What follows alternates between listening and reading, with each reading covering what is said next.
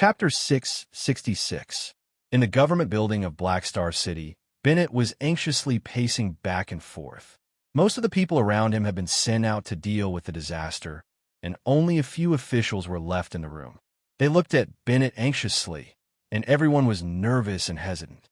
Other than the monotonous footsteps and heavy breathing, there was no other sound in the room. Bennett clenched his fists tightly, and his heart was filled with a deep sense of helplessness. Ever since Blue Star had connected to the galaxy, he had often felt this way. In a battle of this level, he realized that he was of no use and could only wait for Black Star's results. Although Bennett trusted Han Shao, he was also prepared for the worst. He had already ordered his people to prepare for the evacuation. He could not let all the people gamble with him. This time, the officer in charge of the observation rushed in with an overjoyed tone.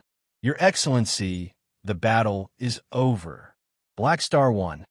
Bennett's body trembled, and his tense body softened. His fists slowly relaxed.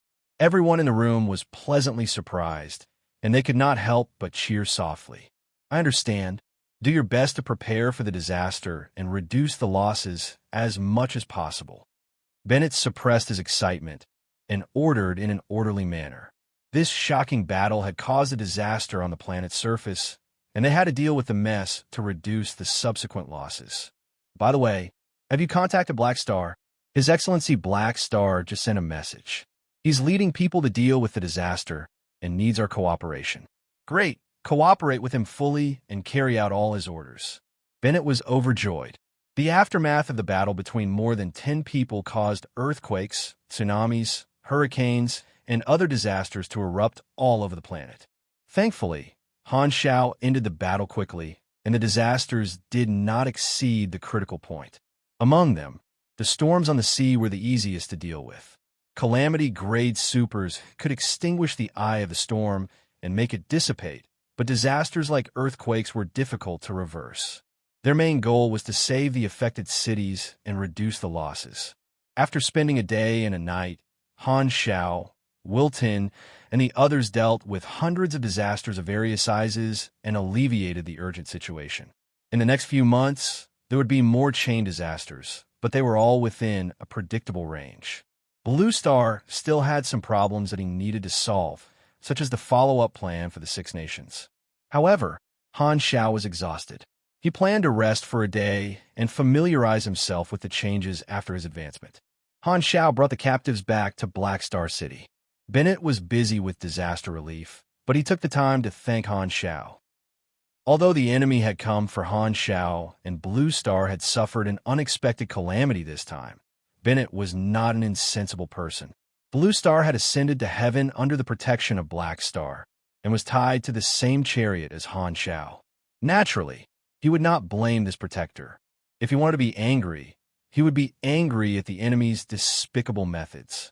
Wilton and the others bid farewell and left, hurrying back to report what they had seen.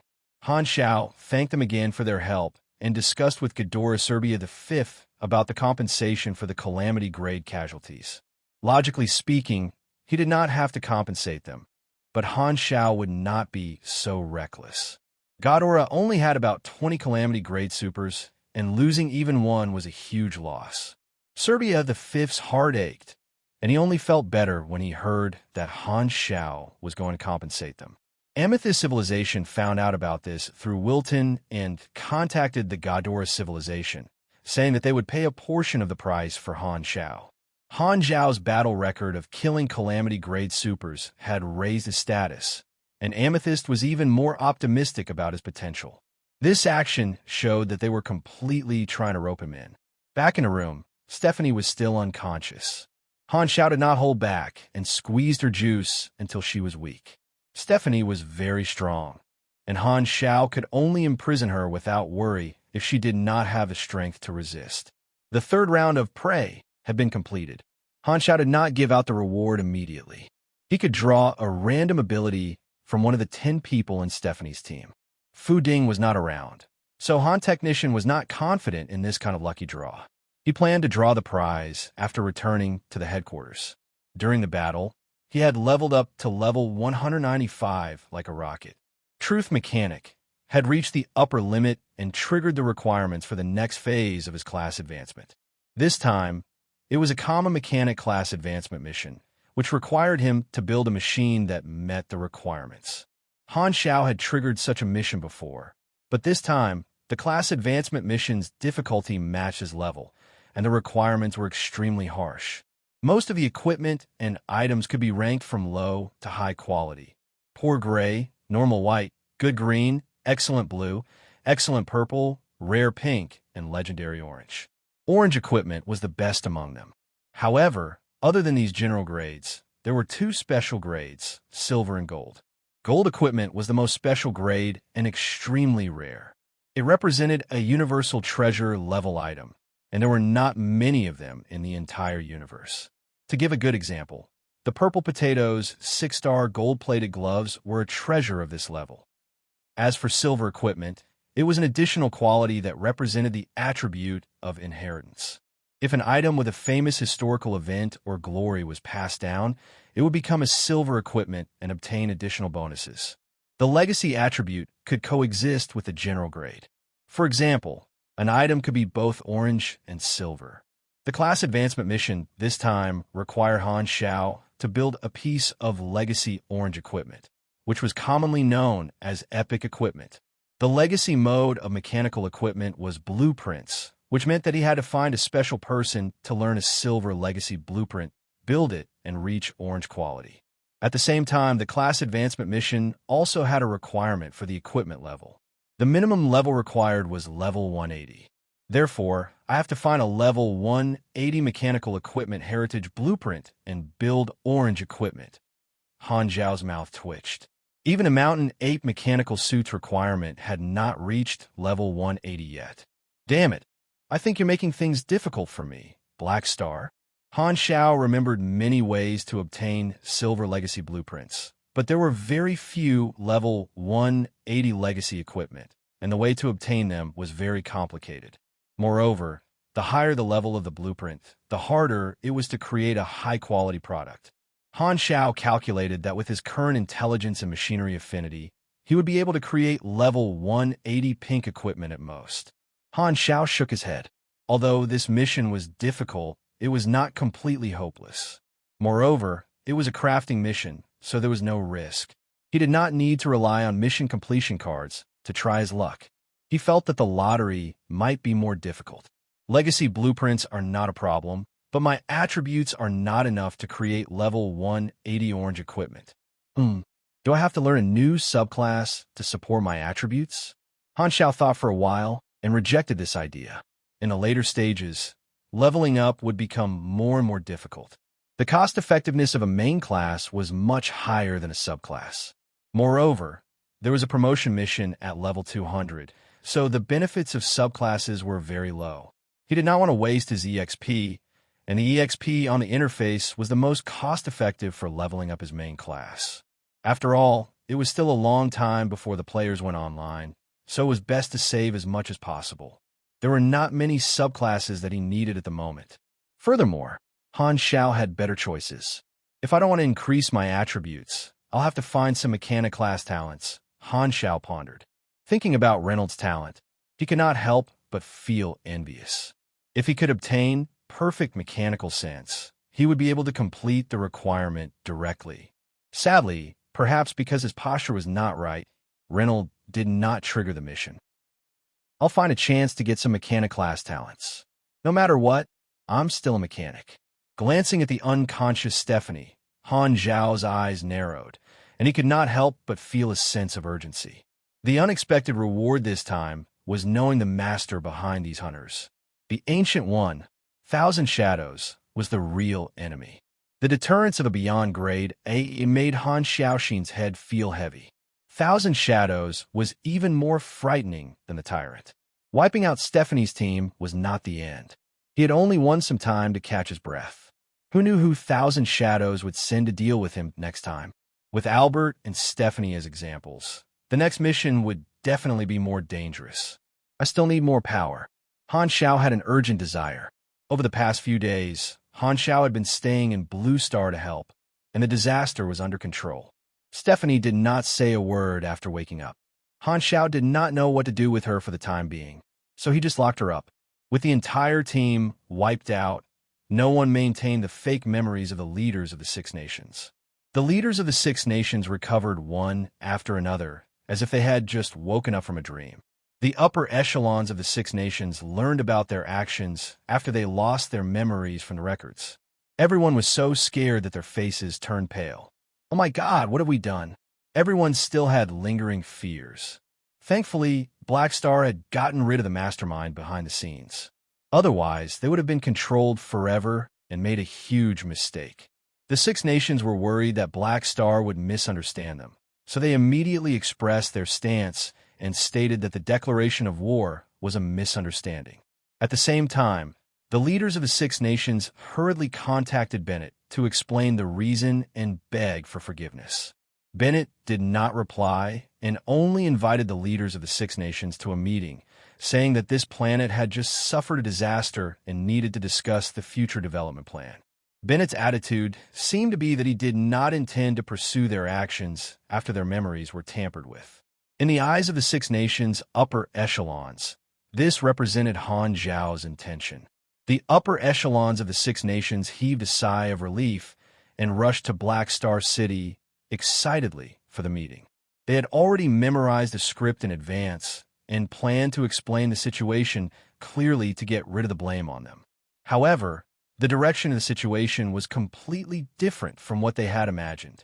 To Black Star, the Blue Star Army existed in name only, so the upper echelons of the Six Nations did not take any precautions. However, they did not expect that the moment they got off the plane, Bennett would capture all of them, causing the upper echelons of the Six Nations to turn pale with fright. All the upper echelons of the Six Nations were escorted to the meeting room and saw Han Xiao, who had been waiting for a long time. Your Excellency Black Star, what is the meaning of this? You must have misunderstood us. Please allow me to explain. Seeing Han Zhao's expressionless face, everyone's hearts skipped a beat, and they hurriedly tried to explain. Han Xiao waved his hand and gestured for everyone to shut up. If not for me, all of you would have been wiped out in the mutation disaster. You declared war on me and went back on our agreement. I am very disappointed, but we were controlled by someone. You clearly know that. One of the upper echelons said anxiously. That's right, you were controlled by someone. Han Xiao narrowed his eyes and said, so you can treat it as if nothing happened? What if the protective shield of Black Star City was unable to block the missiles that you fired? Everyone was speechless and felt wronged. Many of them could vaguely sense Han Zhao's meaning, and their faces changed. Han Xiao slapped the table and said, all of you are also victims, and I will not kill you. However, this matter cannot be let off so easily. You mean, someone said with trepidation. Dissolve your governments and let Bennett take over. This civilization does not need so many governments. One is enough. From the perspective of civilization development, unifying the entire world was very important. It could significantly increase the efficiency of resources, and too many governments would only cause internal friction. The governments of the Six Nations would become redundant, wasting talents and resources. They were practically a burden for the Blue Star civilization. Because they did not have an iron-fisted government, the Blue Star civilization had been in a state of division for a very long time. This matter made Han Xiao feel that the time was ripe, and he could make use of it to make a fuss. Together with the negative public opinion of the Six Nations declaring war on him, he could reduce the resistance of the people to the greatest extent. Even if there would be a period of pain, in the long run, the civilization would become healthier. Furthermore, there were too many benefits to taking over civilization. As long as the technology of the Blue Star civilization could keep up with the galactic era, it would be able to become the logistics base of the Black Star Corps. Han Zhao's words were like a bolt from the blue. The upper echelons of the Six Nations were all stunned, and their faces were filled with disbelief. You want to destroy the Six Nations? One of the leaders said with a trembling voice. There was anger and fear in his voice. If Black Star used force, they would not have the slightest chance to resist. Destroy the Six Nations? Han Xiao raised his eyebrows. He stood up, walked to the window, and opened the curtains. From the sky, he could see many cities, crowds, and floating trains coming and going. That's a country. Han Shao pointed out the window and then pointed at the officials of the Six Nations in the room. You're not. Chapter 667. The action of disbanding the Six Nations government was swift and decisive. Han Zhao's strength, influence, and reputation in Blue Star completely crushed the Six Nations. Even if the officials of the Six Nations were unwilling, they did not have the chance to retaliate. In front of such overwhelming power, they realized that if Black Star wanted to take over Blue Star, it would be a piece of cake. However, he did not do so until now. If it was in the past, Bennett would not have agreed to this plan, but after this battle, he was willing to take on more responsibility. In his eyes, the future of the entire civilization was more important. The Six Nations were simply too unreliable. The disbanding of the Six Nations was done peacefully. Both Han Shao and Bennett did not want a war to break out in Blue Star. The bloody example of the old era was right in front of them, so Han Zhao's target was only the government of the Six Nations. From top to bottom, they would be replaced. The upper echelons of the Six Nations were arrested, and Bennett's men were stationed in the government. The other officials at all levels were greatly alarmed, but there was little resistance. The declaration of war by the Six Nations had not only caused them to lose the hearts of the people, but also the loyalty of many lower-level officials. The government was not a monolithic block, and every official had their own independent thoughts. In the entire Blue Star, Han Zhao's reputation was better than the Six Nations. Bennett removed some of the upper echelons, but kept most of the middle and lower-level officials. The Six Nations had a vast territory, and they needed these original managers to manage everything. Furthermore, the pyramid structure of power would only shake when the bottom was removed. The original political structure was not suitable to be replaced immediately, or else it would cause chaos. After all, most of the middle and lower-level officials were just trying to make a living. As long as there was no invasion, they did not mind changing their salary. Even the upper echelons were not of the same mind. Some of them were willing to change their positions and work for Bennett's new government. Gu Wei was one of them. He was extremely disappointed with the original government, and when he saw Han Shao take over the Six Nations, he was conflicted between patriotism and racial justice. In the end, the latter prevailed. Since things had already come to this point and could not be changed, the best thing to do was to stay here and contribute to the civilization as a whole. Gu Wei knew very well that Han Shao was not an ambitious person. It might be a better choice for him to lead Blue Star. After the dust had settled, Han Shao announced this to the entire world. Unsurprisingly, this news caused a huge commotion, and the people of the Six Nations were instantly in an uproar. Although many people were dissatisfied with the declaration of war by the Six Nations, they did not expect that their own government would be gone in such a short time. Countless people were worried that another era of chaos was about to begin. However, after some time, they realized that their lives had not changed much. The original territories of the Six Nations were divided into 6 special zones, and most of the original laws and regulations were retained. Bennett knew that this matter had to be done step by step. This way of transition would reduce the impact and allow the people to slowly get used to the existence of the new government. Reality was not a fairy tale. Even though Han Zhao's image on planet Aquamarine was like that of a savior, there were still passionate patriots who protested. Every government knew how to cultivate hardcore supporters, but at the same time, there were also those who took advantage of the opportunity to do something. Similar pains would definitely occur when a civilization was unified, but even more people were silent and had mixed feelings. After all, the Six Nations had launched missiles at Black Star City first, so they had no right to complain about others retaliating. For the majority of the people, as long as their lives did not change, they would not stand up for the changes in the government. The people of planet Aquamarine had experienced countless wars and disasters, and they cherished their stable lives even more.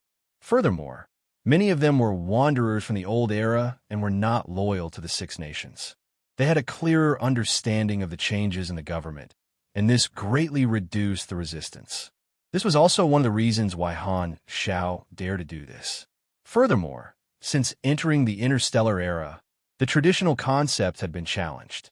In the eyes of most people, the boundaries of countries had long been blurred, replaced by the concept of race. As long as they were of the same race, they were on the same side. Whether a country was important or not depended on who it was compared to. The survival of a regime obviously could not be compared to the continuation of an entire race. So most people did not reject Bennett's new government. At the very least, everyone was Blue Star. Furthermore, Bennett had Black Star behind him, so he was much more reliable than the Six Nations. After the entire civilization was unified, Bennett finally decided on the name of the new regime, the Aquamarine Federation. Naming a regime after a planet was easier for the people to accept. Although Han Xiao understood the meaning behind this name, he still felt that it was a pain in the ass. Aquamarine Federation? Why does it sound like a clothing store? However, no matter what the name of the Blue Star regime was, it would still be his logistics base. The situation was basically settled, and the problems left behind by the enemy were dealt with. The storm this time finally calmed down. Taking over the Six Nations brought about a lot of follow-up problems, and Bennett and the others were extremely busy. Han Xiao estimated that it would take a few years for him to digest everything, and Blue Star would also need some time to get over the pain. The benefits of a unified civilization would gradually become apparent over time. With the matter settled, Han Xiao did not stay any longer and brought Stephanie back to Planet Golden Gate Base Number 1. The battle with the Vanguard official more than a month ago had caused Han Xiao's reputation to skyrocket. This time, Black Star's feat of killing multiple Calamity-grade supers shocked the entire star field. The Amethyst civilization did not hide this matter. They believed Han Xiao's words and thought that Stephanie and the others were assassins sent by Clint. They spread the news of Clint's failure to assassinate Han Xiao in order to boost morale and reduce the negative impact of the loss at the front line. The people of the Clint civilization were dumbfounded when the blame fell from the sky. We do want to kill Black Star, but we haven't done anything yet. When do we send people? That's right. It must be some other star cluster civilization that sent people to assassinate Black Star. Regardless of whether they succeed or fail, they can push the blame to us. Clint was furious. F***CK, blame me again? Do these be *cheese think I'm the king of blame? There will always be people who want to harm me. Although the two sides were at war, Clint was not willing to be blamed for their failure and publicly announced that it was all fabricated. Purple Crystal's answer was simple. I won't listen to you. I'll beat you to death. The two sides were at war, and the government was at war. Many organizations in the Shattered Star Ring were watching the show between Purple Crystal and Clint like spectators. Han Xiao, who had caused this incident, also received a lot of attention. Black Star had finally grasped psionic energy, and this made many organizations even more wary. This meant that Black Star's threat had greatly increased. Killing Calamity-grade supers consecutively was worthy of his status as a beyond-grade A seed. This kind of lethality was even more terrifying than just being able to take a beating. All of a sudden, Han Xiao's fame and status in the entire star field rose again. While the other star cluster civilizations were shocked, they also secretly raised Han Xiao's position in the list of beyond-grade A seeds. On the way to base number 1, Han Xiao deeply felt the impact of this matter. His face could be seen everywhere, and when he returned to the base, he realized that the respect and admiration in the eyes of many mercenaries was even stronger. This trip back to Blue Star took about 20 days, and there were only 10 days left of the holiday. After returning to the base, Han Xiao first checked the operations of the Black Star Corps during this period. More than 10,000 mercenaries in the various training camps had become permanent members, and they had added another 100 battleships. My mech legion has been greatly depleted. There are still 10 days left, and I can replenish them. After returning to the battlefield after the holiday, Han Xiao decided to make use of the remaining time to build an army. Before that, he had to settle the third round of prey rewards. Recently, Fu Ding did not go out. Han Xiao found Fu Ding, chatted with him for a while, and then touched Fu Ding a few times. Only then did he let go of Fu Ding, who had a weird expression on his face. It feels pretty good. Chun Xing, who finally came out to get some fresh air, blushed a little and quickly returned control of the body to Fu Ding. Fu Ding's ability was getting stronger and stronger, and he could already suppress Chun Xing alone. Plus, his relationship with Chun Xing had warmed up, so he would let her come out to get some fresh air from time to time, and Han Xiao happened to bump into her. However, although the soul was not the same person, the body was still the same. Third round completed. Please select the target to draw abilities from. There were a total of 10 enemies, and Han Xiao only took a fancy to the abilities of 2 of them. One was Stephanie, and the other was that mechanic. If he drew from the enemy mechanic, there was a high chance that he would get a mechanic talent. Both of them were mechanics, and their abilities were perfectly compatible. If he drew from Stephanie, she was different from Shauna. Stephanie's Esper ability was completely incompatible with his, so the effect of her Esper ability would definitely be weakened. The best result would be to get a molding talent, but that could only depend on luck. After thinking for a few seconds, Han Xiao made a decision. Mechanic talents were great, but molding talents were hard to come by. What difference was there between a person and a salted fish without dreams? Bet on it. You have received. Draw one of Stephanie's abilities, ability/talent. Tip: Stephanie is an Esper. Some of the abilities that can be drawn have been adjusted according to your class. Randomizing. Randomizing complete. Please select one from the following 5 abilities as the reward. 1. Cell resonance. Ability. You can adjust your body's condition by vibrating your cells and increase the efficiency of your cells to produce energy. Recovers 11% of your energy and removes 1 negative status. Costs 1,500 stamina. Cooldown 90 S2. Electromagnetic resonance. Ability. Affects the frequency of electromagnetic waves. Can block some communication methods and radar detection, or affect the brain waves of an individual. There's a chance to inflict 3 negative statuses on the target: confusion, hallucination, and abnormal excitement. The closer the distance, the higher the negative statuses. Success rate depends on INT. Costs 150 energy. Cooldown 6S3. Stress critical hit. Ability. You can easily discover the structural weakness of an item. Your next attack will inflict critical hit and deal 3 chain damage of 5% to 15% of your attack. There's a chance to inflict heavy injury. Costs 240 energy. Cooldown 28S4. Will to fight to the death. Talent. Plus 180 YND. Minus 75 INT. Minus 25 LUK. 5. Legendary battle technique. Talent. For every 3 attacks, the third attack will deal an additional 35% of the theoretical damage. Han Xiao was stunned for a moment before he was overjoyed. I really got a molding talent. Chapter 668. The effects of the 5 abilities were not bad, and they all had their own strengths. Cell resonance could instantly recover energy and clear a debuff at the same time. It could be used by any class, and it was a powerful support ability. Electromagnetic resonance was also a good support ability that could reduce the strength of the target. When facing opponents of the same level, it could quickly gain an advantage. Stress critical hit was an explosive damage skill. Although it had only 1 use, it was still passable. Will to fight to the death was a tank-type talent. The plus 180 bonus to Yindi was not low, but it had a negative effect. Han Xiao felt that he was enough as a tank and was not interested in this talent at all. Luckily, the lowest attribute is 0. Otherwise, with my single-digit luck, it would be a double-digit luck. Han Xiao complained. What surprised him was the 5th option, legendary battle technique. This was a proper molding talent. Furthermore, it was one of the top battle technique talents. For every 3 attacks, the third attack would deal 35% true damage.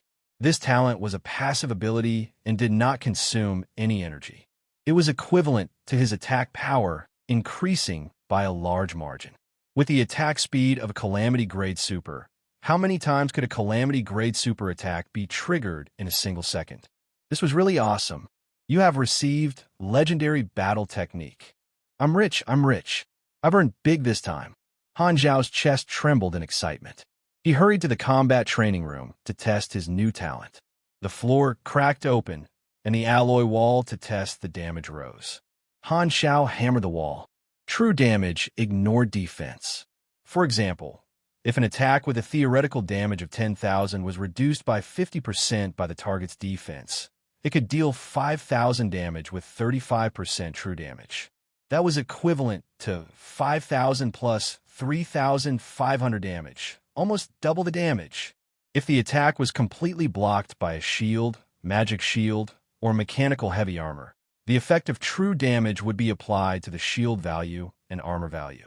Only when the enemy actually took the attack would it deal true damage to the enemy. Therefore, magic tanks and mechanical tanks were slightly better off, but tank types would be completely countered by this move. That was close. If it wasn't for the leader's ability, I'm afraid I would have suffered a lot from her beating. Han Xiao jiggled his chest muscles and secretly rejoiced. No wonder Stephanie was a boss-type character. This ability was insane. Han Xiao's eyes flashed with excitement. His ability as a tank was already extremely strong. In comparison, although the attack power of his army style was not weak, it was not as important as his ability as a tank because he often fought against opponents of a higher level or was surrounded. Most of the time, he relied on his ability as a tank to wear down his opponents. In truth, if they only used the orthodox army style, if they fought against Han Xiao in a one-on-one battle, they would only end up being crushed by him. This was especially true after Han Xiao had mastered psionic energy. He did not need to rely on his tank ability to fight against many enemies, and he was extremely powerful. However, the HP/MP conversion was simply too eye-catching, and it was a boss-level ability. This caused the army style to lose a lot of its luster. His indestructible body nickname had suppressed his existence as a mechanic for far too long. However, it was different now. Legendary combat technique was already powerful enough in the hands of others, but in the hands of an army-style mechanic, the effect was insane. In his previous life, there was a similar NPC as an example. Han Technician knew that this talent could be used on summoned creatures and the Mech Legion.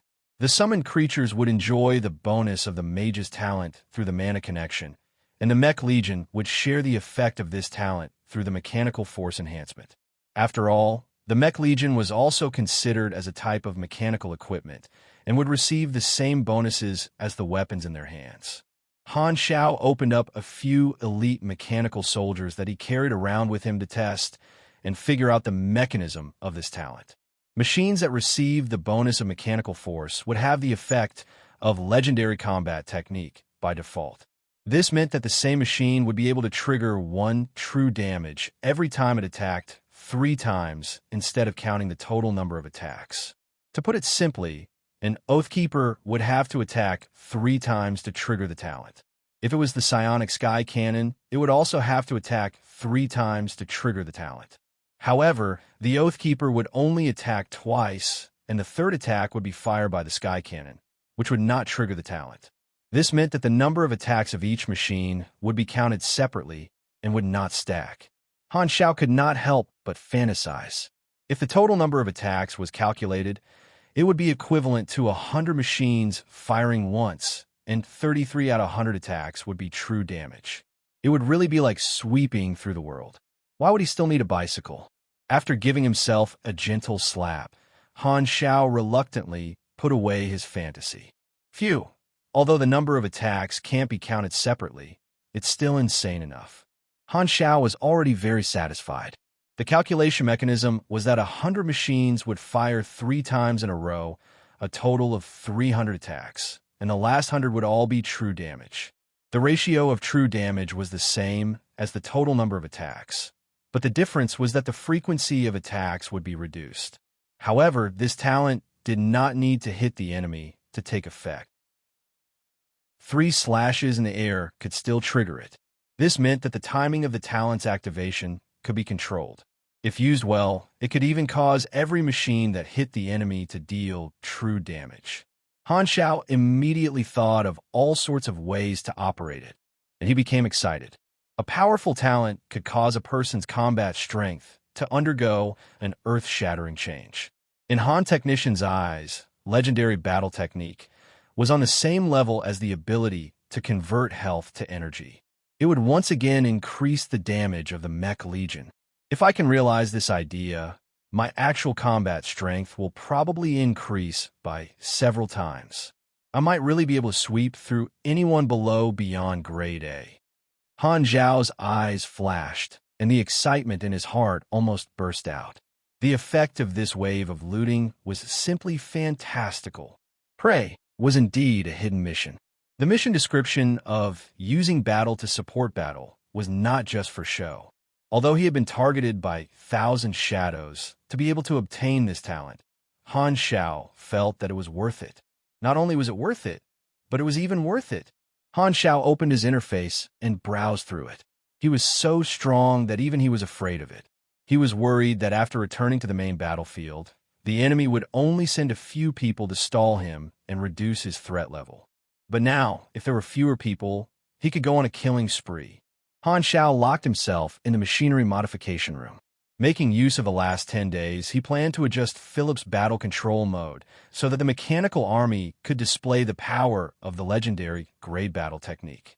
For example, he could specifically leave a cannon unit for the third attack on standby and use the other units of the army to distract the enemy and create an opportunity to focus fire, ensuring that the enemy would receive tons of damage.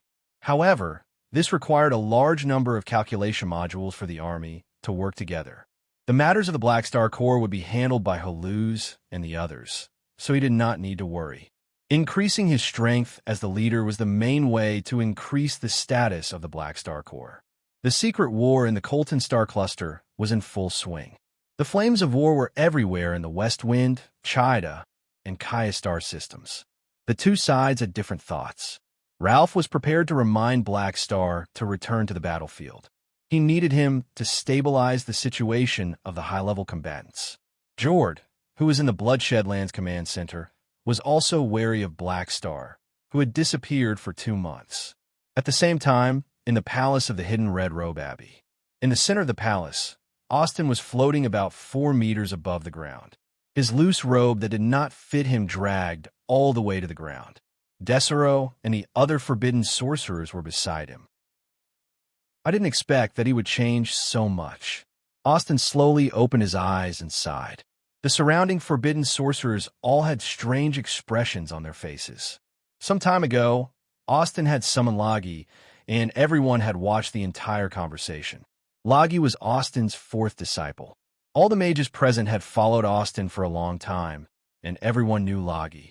However, when they met again after such a long time, the former Forbidden Sorcerer commander who used to be swift and decisive was like a completely different person. Everyone could not imagine what Lagi had gone through in the past few years. However, Austin shook his head. Although his personality has changed, his heart is still as determined as before. He actually rejected me so straightforwardly. After banishing Lagi for so many years, Austin had already forgiven him for his past mistakes. Thus, he asked Lagi if he was willing to return his side. To his surprise, Lagi did not hesitate at all and was determined to return a Black Star side. Although Lagi acted casually, Austin could tell that Lagi was actually very grateful to Black Star for saving him and no longer had any attachment to the Hidden Red Robe Abbey. Black Star had replaced his position and obtained Lagi's initial loyalty. Lagi was not only doing this out of gratitude, but also because he was optimistic about Black Star's future. When he saw the observer's mark on Lagi's head, he also understood what Han Xiao meant. He wanted to use the observer's mark even though he knew that it would be discovered. This was to show that he valued Lagi. Seeing this, Austin did not force it and was willing to fulfill his wish. Following a beyond grade, A seed is destined to be filled with danger. Don't die, Austin sighed. At the dock outside the palace, Lagi was walking toward the spaceship. When he arrived, many forbidden sorcerers came out to welcome him. When he left, he was alone, and no one sent him off. Turning around, he took one last look at this mage palace that he was once extremely familiar with. A hint of nostalgia appeared in his eyes. He shook his head and strode onto the spaceship. Chi! The cabin door closed, covering his lonely yet straight back. The spaceship slowly rose into the air, turned into a stream of light, and disappeared without a trace. Chapter 669. In the Happy Hut, an interrogation was going on. Who ordered you guys to do this? Han Xiao pretended to yell. Stephanie's entire body was bound by electromagnetic restraints. High-voltage electricity flowed through her body, and white smoke came out. She did not seem to feel anything. She looked at Han Xiao in front of her calmly. Her face was pale and weak. Her lips parted slightly as she said in a low voice, I told you, you won't get any information from me. Han Xiao narrowed his eyes and did not say anything. The prey mission was not over yet, and the fourth round was still inactive. Thousand Shadows could share the senses of the shadow to a certain extent. Han Xiao did not want to expose that he knew the truth, which would increase the danger of the next round. Therefore, in the past few days, he would pretend to interrogate Stephanie whenever he was free and pretend that he did not know about Thousand Shadows. Regardless of whether I'm fighting with the air or not, it's never wrong to be cautious. Han Xiao thought to himself. Han Xiao had already extracted hundreds of vials of gene medicine from her. Grade A+ supers were much more durable than Grade B supers. They were like cows with higher yields. However, Han Xiao was a little hesitant about what to do with Stephanie. If he did not know that the enemy behind her was Thousand Shadows, Han Xiao might have kept her alive to extract more genes. However, Thousand Shadows could sense the shadow, and keeping Stephanie alive was a huge threat. Han Xiao's eyes changed. In the end, he sighed. Mechanical force flashed, and nanoparticles shot out from the compressed orbs. Like black quicksand, they clung to his arm, turned into a psionic cannon, and pressed against Stephanie's head. Boom, boom, boom. A series of explosions sounded. It took a long time before silence returned. The door opened. Han Xiao walked out and shook his head. He did not want to leave any threats behind. Although Stephanie's experience was quite tragic, he would not go easy on her. Thousand Shadows' shadow had lost its sense of self and could not escape from its control. Death was a release. Killing Stephanie gave him a 280% reward for killing an enemy above his level. He received more than 350 million EXP in total, which allowed him to recover some of his remaining EXP pool. He also received a Stephanie character summon card.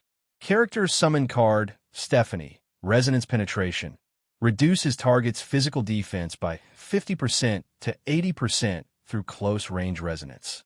For every 100 yeni the target has, the target can be exempted from 1 second of duration. Basic duration is 24 seconds, at least 3 seconds. Usage 0/4 Han Xiao closed his eyes and thought back to what had just happened. When she was struggling for her life, Stephanie seemed to have found herself for a brief moment. He clearly saw the gratitude in Stephanie's eyes as she faded away with her life. At this moment, a notification suddenly popped up on the interface. You have triggered the mission, Stephanie's Last Wish. Mission Introduction. Before she dies, she begs for your help to make up for the biggest regret of her life. Mission Requirement. Find the last bloodline of the Antar people. Reward. 15 million experience note. This mission is a relic mission. Some people may be interested in it. A quest has been triggered. Han Xiao was a little surprised. The Antarlians were Stephanie's civilization, and they had already disappeared in the river of history. It seemed like not being able to protect her civilization was her eternal regret. However, after becoming Thousand Shadows' shadow, her obsession was twisted, and she could only remember it in her final moments. Relic missions were a special type of mission. The rewards on the interface were very little, but most of the time, they would involve places that had been buried by the dust of history. Exploring the relic would give him additional rewards. If I have time, I should do it, Han Xiao thought to himself. The holiday was about to end. Han Xiao thought for a while, took out his communicator, flipped through his contact list, found Ralph's number, and initiated the call. Kaya, star system. In the vast universe, a dense battleship formation was moving stealthily. This was a complete guerrilla fleet of Section 0. Their main force came from the new Phylan rebels, and most of their battleships were assault models. In the main control room of the Glorious Crow flagship, Commander Mord and the staff officers were having a tactical meeting around a silver-white table. The people in charge of the other organizations in this fleet were listening by the side.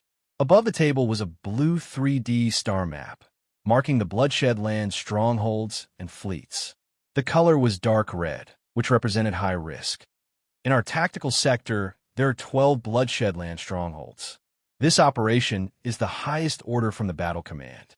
Including us, there are a total of 27 fleets participating in this tactical operation. What do you all think? Mord was a human from the Phylan race. His body was slender and looked weak, but the strength of the muscle fibers in his body was no weaker than alloy. He weighed more than a ton, and he was one of the upper echelons of the new Phylan rebels. He was a calamity-grade mechanical pugilist, and his body was fused with semi-organic metals. His body was extremely tough, and he was a mechanical pugilist of the body-mechanical soldier style. After Han Xiao temporarily withdrew from the main battlefield, the situation of the secret war changed drastically. The main forces of the Bloodshed Land gathered with the Vanguard Army, and they continued to expand the stronghold territories of the West Wind, Chida, and Kaya star systems.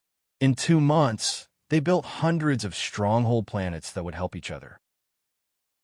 The stronghold locations were carefully selected, and their influence covered several star zones, completing the first strategic blueprint.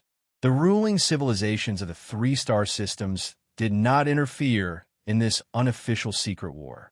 According to rumors, the Bloodshed Land had already sent out envoys to contact and negotiate with these 3 star systems. Although only 2 months had passed, according to the data and public opinion polls of the Neutral Intelligence Organization, the Amethyst civilization's influence in the West Wind, Chida, and Kaya star systems had dropped by about 13.7%. Weakening Purple Crystal's influence in the border star systems was the Clint Kingdom's general strategy. While it was true that star systems were the territory of star clusters, the territories of star clusters were planned out later on. Star system civilizations and star cluster civilizations were not absolute subordinates. If Amethyst's influence in the star systems declined too much, the star systems would be recruited by Clint and pressured by the Red Empire in the future. They would declare independence and join Clint. Even if the border star systems of the Colton star cluster and Clint Sol cluster were separated by a desolate universe belt, these border star systems could be reclassified into Clint's Sol cluster territory. With the star cluster level Stargate technology, distance was not a limit.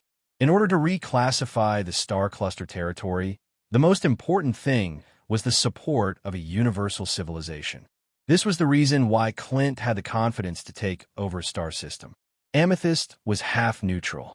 Unless Amethyst was willing to become a vassal of a universal civilization like Clint, the Radiant Federation would not help. Heber the Tyrant's army was made up of experienced elites.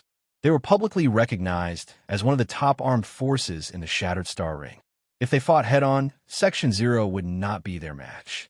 Compared to the powerful Bloodshed Land, Section 0's biggest advantage was their strategic depth. The Battle Command had adopted Han Zhao's suggestion and made adjustments. During the 2 months when Bloodshed Land's momentum was at its strongest, they had changed their tactics and used their strategic depth to exchange for opportunities. They did not care about short-term gains and losses for the time being and used the vast star system area to disperse Bloodshed Land's forces. They focused on harassment and surprise attacks, fighting guerrilla warfare while waiting for an opportunity. Mord and the others were discussing a large-scale counterattack that had been brewing for a long time. They were going to blow the horn of counterattack. Bloodshed Land's army in the West Wind star system is the largest. With 8 Vanguard officials gathered together, no one other than Black Star can fight against them. The Kaya star system is the war zone with the least Bloodshed Land troops in comparison, so it's the best place to break through, one of the strategists said. Mord nodded. The strategic goal of this operation is to eliminate the 12 Bloodshed Land strongholds in this sector. The enemy is helping each other and is connected to the 12 strongholds through a hyperdrive base station. Even if the reinforcements are very fast, their overall strength will not change. Our 27 fleets will attack the various stronghold planets to disperse the enemy's forces and pull the battle line. Then, the Blade Squad will destroy this hyperdrive base station and make the enemy lose the ability to quickly shift the battlefield. After that, we will quickly eliminate the 12 strongholds and eliminate the lone reinforcements. Everyone nodded. The commander's tactical course manual had recorded a large number of tactical examples. This was the correct way to deal with the hyperdrive base station. The attacking side would have the initiative, and the tactics of Section Zero's battle command were simple and efficient. The 27 fleets can be divided into 4 types: the containment force, the feint force, the standby force waiting to attack the stronghold, and the Blade Squad to attack the hyperdrive base station. Mord knocked on the table with a solemn expression. We are one of 3 Blade Squads. The enemy has placed a large number of troops in the hyperdrive base station, so our mission is very important. When everyone arrives at the designated location, we will begin the operation. The adjutant was halfway through his sentence when a communication signal suddenly appeared on the 3D star map, interrupting him. Ralph's figure appeared. With his hands behind his back, he looked around and said in a clear voice, "This operation will be postponed for now. A new batch of reinforcements will participate in this operation. Mord, stand by nearby and wait for the reinforcements to connect. He will attack the hyperdrive base station with you." Delaying the operation for a new reinforcements? Everyone was stunned. Mord was the first to react. He frowned and asked, "Who is the reinforcements?" When Ralph heard this, a satisfied smile appeared on his face as if he had been relieved of a heavy burden. Black Star. Mord's eyes lit up. It's actually him. After the shocking battle 2 months ago, Black Star had retreated from the main battlefield. Now he was finally back. With such a strong helper, our chances of winning are even higher. At least in terms of high-level combatants, we have the advantage. Mord nodded heavily. No wonder the operation was delayed. If it was to wait for Black Star, then it was acceptable. Black Star could share the pressure of the enemy's high-level combatants. A few days later, the Black Star Corps fleet arrived at the Kaya star system and met up with Mord. The main ship docked, and Mord waited on the bridge with many captains. The hatch in the distance opened, and a man in black walked in, followed by a group of people dressed as mercenaries. Han Shao had brought 600 battleships with him this time. Baluz, Harmon, and other Grade B officers accompanied him. Reynold was in charge of logistics, and Loggy was not back yet. Mord quickly sized him up, walked up, and extended his hand enthusiastically. "I'm Mord, the commander of this guerrilla force. I'm from the New Phylan Army. Welcome to the team, Black Star." "Hello, brother." Han Shao shook his hand and shook it. "Then, I'll get straight to the point. The plan this time is like this." The two of them walked side by side, and Mord explained the steps of the operation to Han Shao. The others followed behind, and they all headed to the main control room. Han Xiaoxin listened to Mord's explanation. When he accepted the mission, Ralph had already told him the details, and he was repeating it now. Ralph had been waiting for him to come back to fight. As soon as the holidays ended, he had sent Han Shao to the Kaya star system to participate in this counterattack mission that had been planned for a long time. In the past 2 months, Han Shao had basically completed all of his goals. He had learned high-end knowledges, completed the reconstruction of his mechanical army, completed his promotion, and reached level 195. He had also digested a large amount of stored experience and converted it into combat power. He had even obtained a powerful attack-type molding talent, which greatly increased his combat power. Due to the passive situation in the war, the Amethyst civilization placed more importance on him. As soon as he returned, Han Shao was put in an important position. "I made a good start. As long as I continue to contribute, my position in Section 0 will rise quickly." Han Shao thought to himself. His goal was to make the Black Star Corps an organization heavily supported by Purple Crystal and obtain a large amount of resources. Naturally, he would not reject an important battlefield mission. The class advancement mission could be put aside for now. The experience on the interface was limited, and he was afraid that it would be used up too early. With his current strength, he could deal with most situations. There were not many level 180 inherited gray blueprints, and the way to obtain them was very complicated. Before the next time he slacked off, Han Xiao did not have the time to do the class advancement mission. The secret war was one of the most important parts of his plan, and he had to treat it seriously. Arriving at the main control room, Mord opened the 3D star map and gave a more detailed introduction. Only then did Han Xiao focus and listen carefully. The tactical mission for this operation popped up on the interface, and he was required to follow Mord and complete the assault on the hyperdrive base station. After some analysis, Mord pulled up the information of a few people, and his expression became serious. According to the intelligence, the hyperdrive base station is heavily guarded, equipped with 9 satellite fortresses and heavy cannons. There are a total of 15 Calamity-grade supers, 12 of whom are Bloodshed Lands experts in the Soul Cluster, and the other 3 are direct officers of the Bloodshed Land, the Backbone members. Mord pointed at a portrait of a ferocious-looking female creature. Her skin was light green, and she had a short blonde mohawk hairstyle. Several hideous scars covered her cheeks, and her eyes were blind. She was using a mechanical eye, and she looked like a cold-blooded person. One look, and you could tell that she was a murderous gangster. Tamaria, Bloodshed Lands Adjudicator, Superior Calamity-grade supers, nicknamed Poison Bone. It is said that more than 1 billion lives have died in her hands, including 10,000 Grade B supers and 100 Calamity-grade supers. This rumor is too exaggerated, but the truth is not far from it. In any case, she's extremely bloodthirsty and is famous for being a madwoman under the tyrant. Green skin? She probably has the blood of a beast man. Han Xiao stroked his chin and sighed, as expected of the tyrant's subordinate. Even the woman is muscular. Heber had many talents under him. Other than the 8 Vanguard officials, there were also many infamous Calamity-grade officers. However, the 8 Vanguard officials were the most famous among them. Mord stared at Han Xiao, his eyes filled with affection.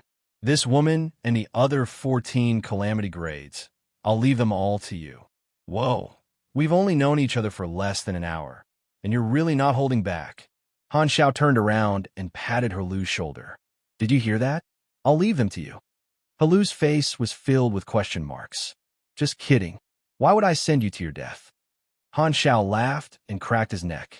Don't worry, it's just 15 Calamity grades. Even if I can't beat them, I'll still run. Chapter 670. An enormous black iron space station was floating in space. Its outer armor was equipped with rows of satellite defense cannons, and it was surrounded by 9 armed satellite fortresses. T-04 hyperdrive base station was the target of Section Zero's attack. At this moment, inside the base station, the upper echelons, including Tamaria, were in a conference room participating in a remote meeting. The projection showed the figure of the remote battle commander, Jode, speaking in a solemn tone. According to reliable intelligence, 11 days ago, Black Star, who had been silent for 2 months, left the headquarters with his fleet. We believe that he will return to the battlefield soon. All commanders present must pay attention to Black Star's movements.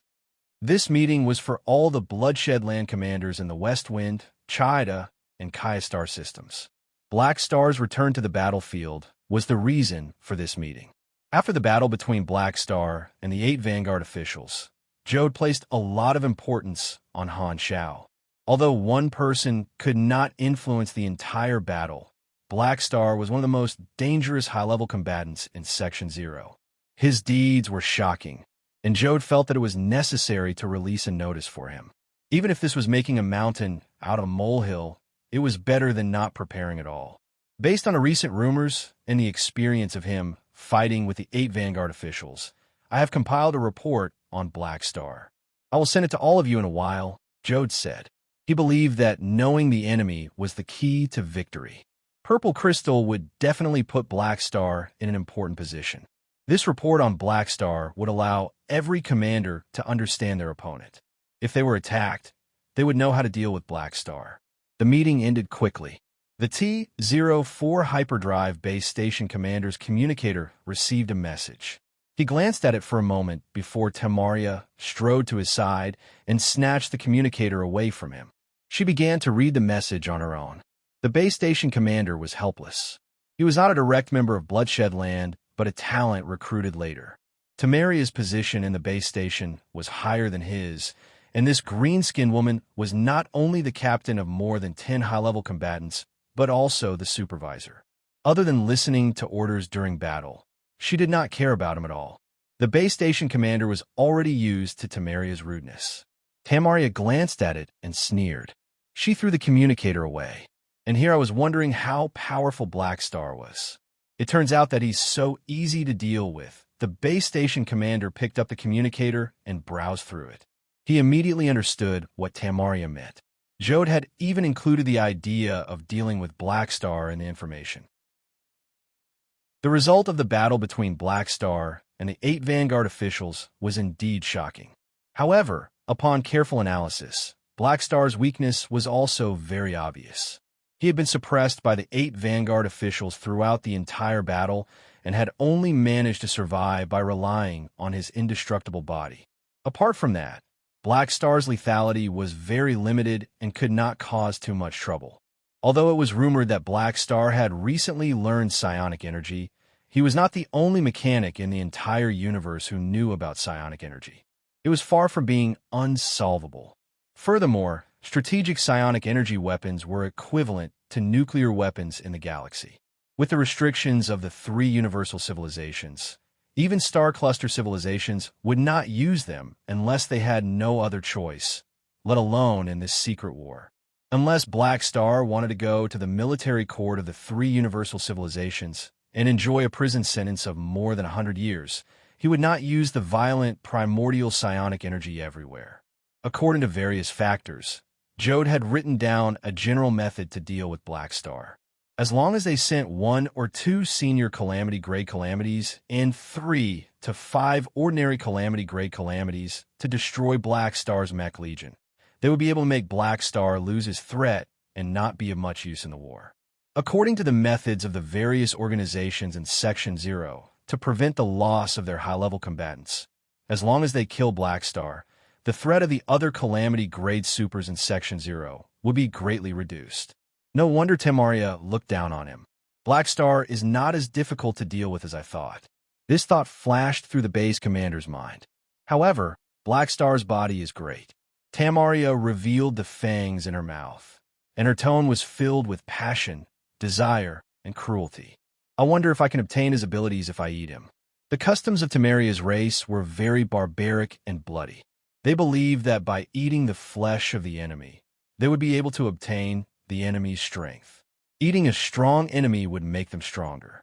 Tamaria was drooling over Han Zhao's body and had a desire to feast. She licked her lips. At this moment, the base station suddenly sounded an alarm. Everyone's expression changed, and they hurriedly returned to their posts. Reporting to the commander, Stronghold Planet Number 4 is under attack. Enemy, requesting reinforcements from other strongholds. This is the data of the enemy ship from the radar. An observer immediately reported the situation upon seeing the commander return. T-04 Hyperdrive Base Station was the core that maintained the wormholes of the 12 strongholds. All reinforcements had to be reported to the base station, and the base station's mission was to coordinate the entire situation. The base station commander took a quick look at the report and said, which strongholds responded? Number 1, Number 6, Number 9, and Number 12. Open support channel Number 12. That's it. The base station commander did not hesitate. The operation team nodded and began to operate the channel. Through the wide-angle projection porthole of the space station, thousands of blue light beams shot out from 2 special devices in the base station, forming a circle of dark blue wormholes on the left and right. The space energy at the edge of the wormholes fluctuated and slowly expanded before stabilizing. The 2 wormholes faced each other from afar, and their positions and sizes were aligned. The next moment, the wormhole on the left spat out a dense stream of hyperdrive light. It was the reinforcements that rushed into the wormhole on the right and arrived at their destination in an instant. The time taken for the reinforcements to arrive was less than 30 seconds. It's a success. The base station commander nodded. However, before he could catch his breath, 3 of the 12 stronghold planets on the observation interface turned red, sounding the alarm of an enemy attack. The enemy is planning an attack. The base station commander's expression changed, and he quickly finished arranging the reinforcements. He then ordered loudly, T-04 hyperdrive base station, enter combat state. Activate the armed satellite fortress and release all the fleets. The enemy might appear at any time. This was a common example of an attack on a hyperdrive base station. The base station commander's reaction was very fast, and he could tell that Section Zero's target was their base station. However, this was an open scheme because the enemy had the initiative, and the only way to break it was to fight the enemy head-on.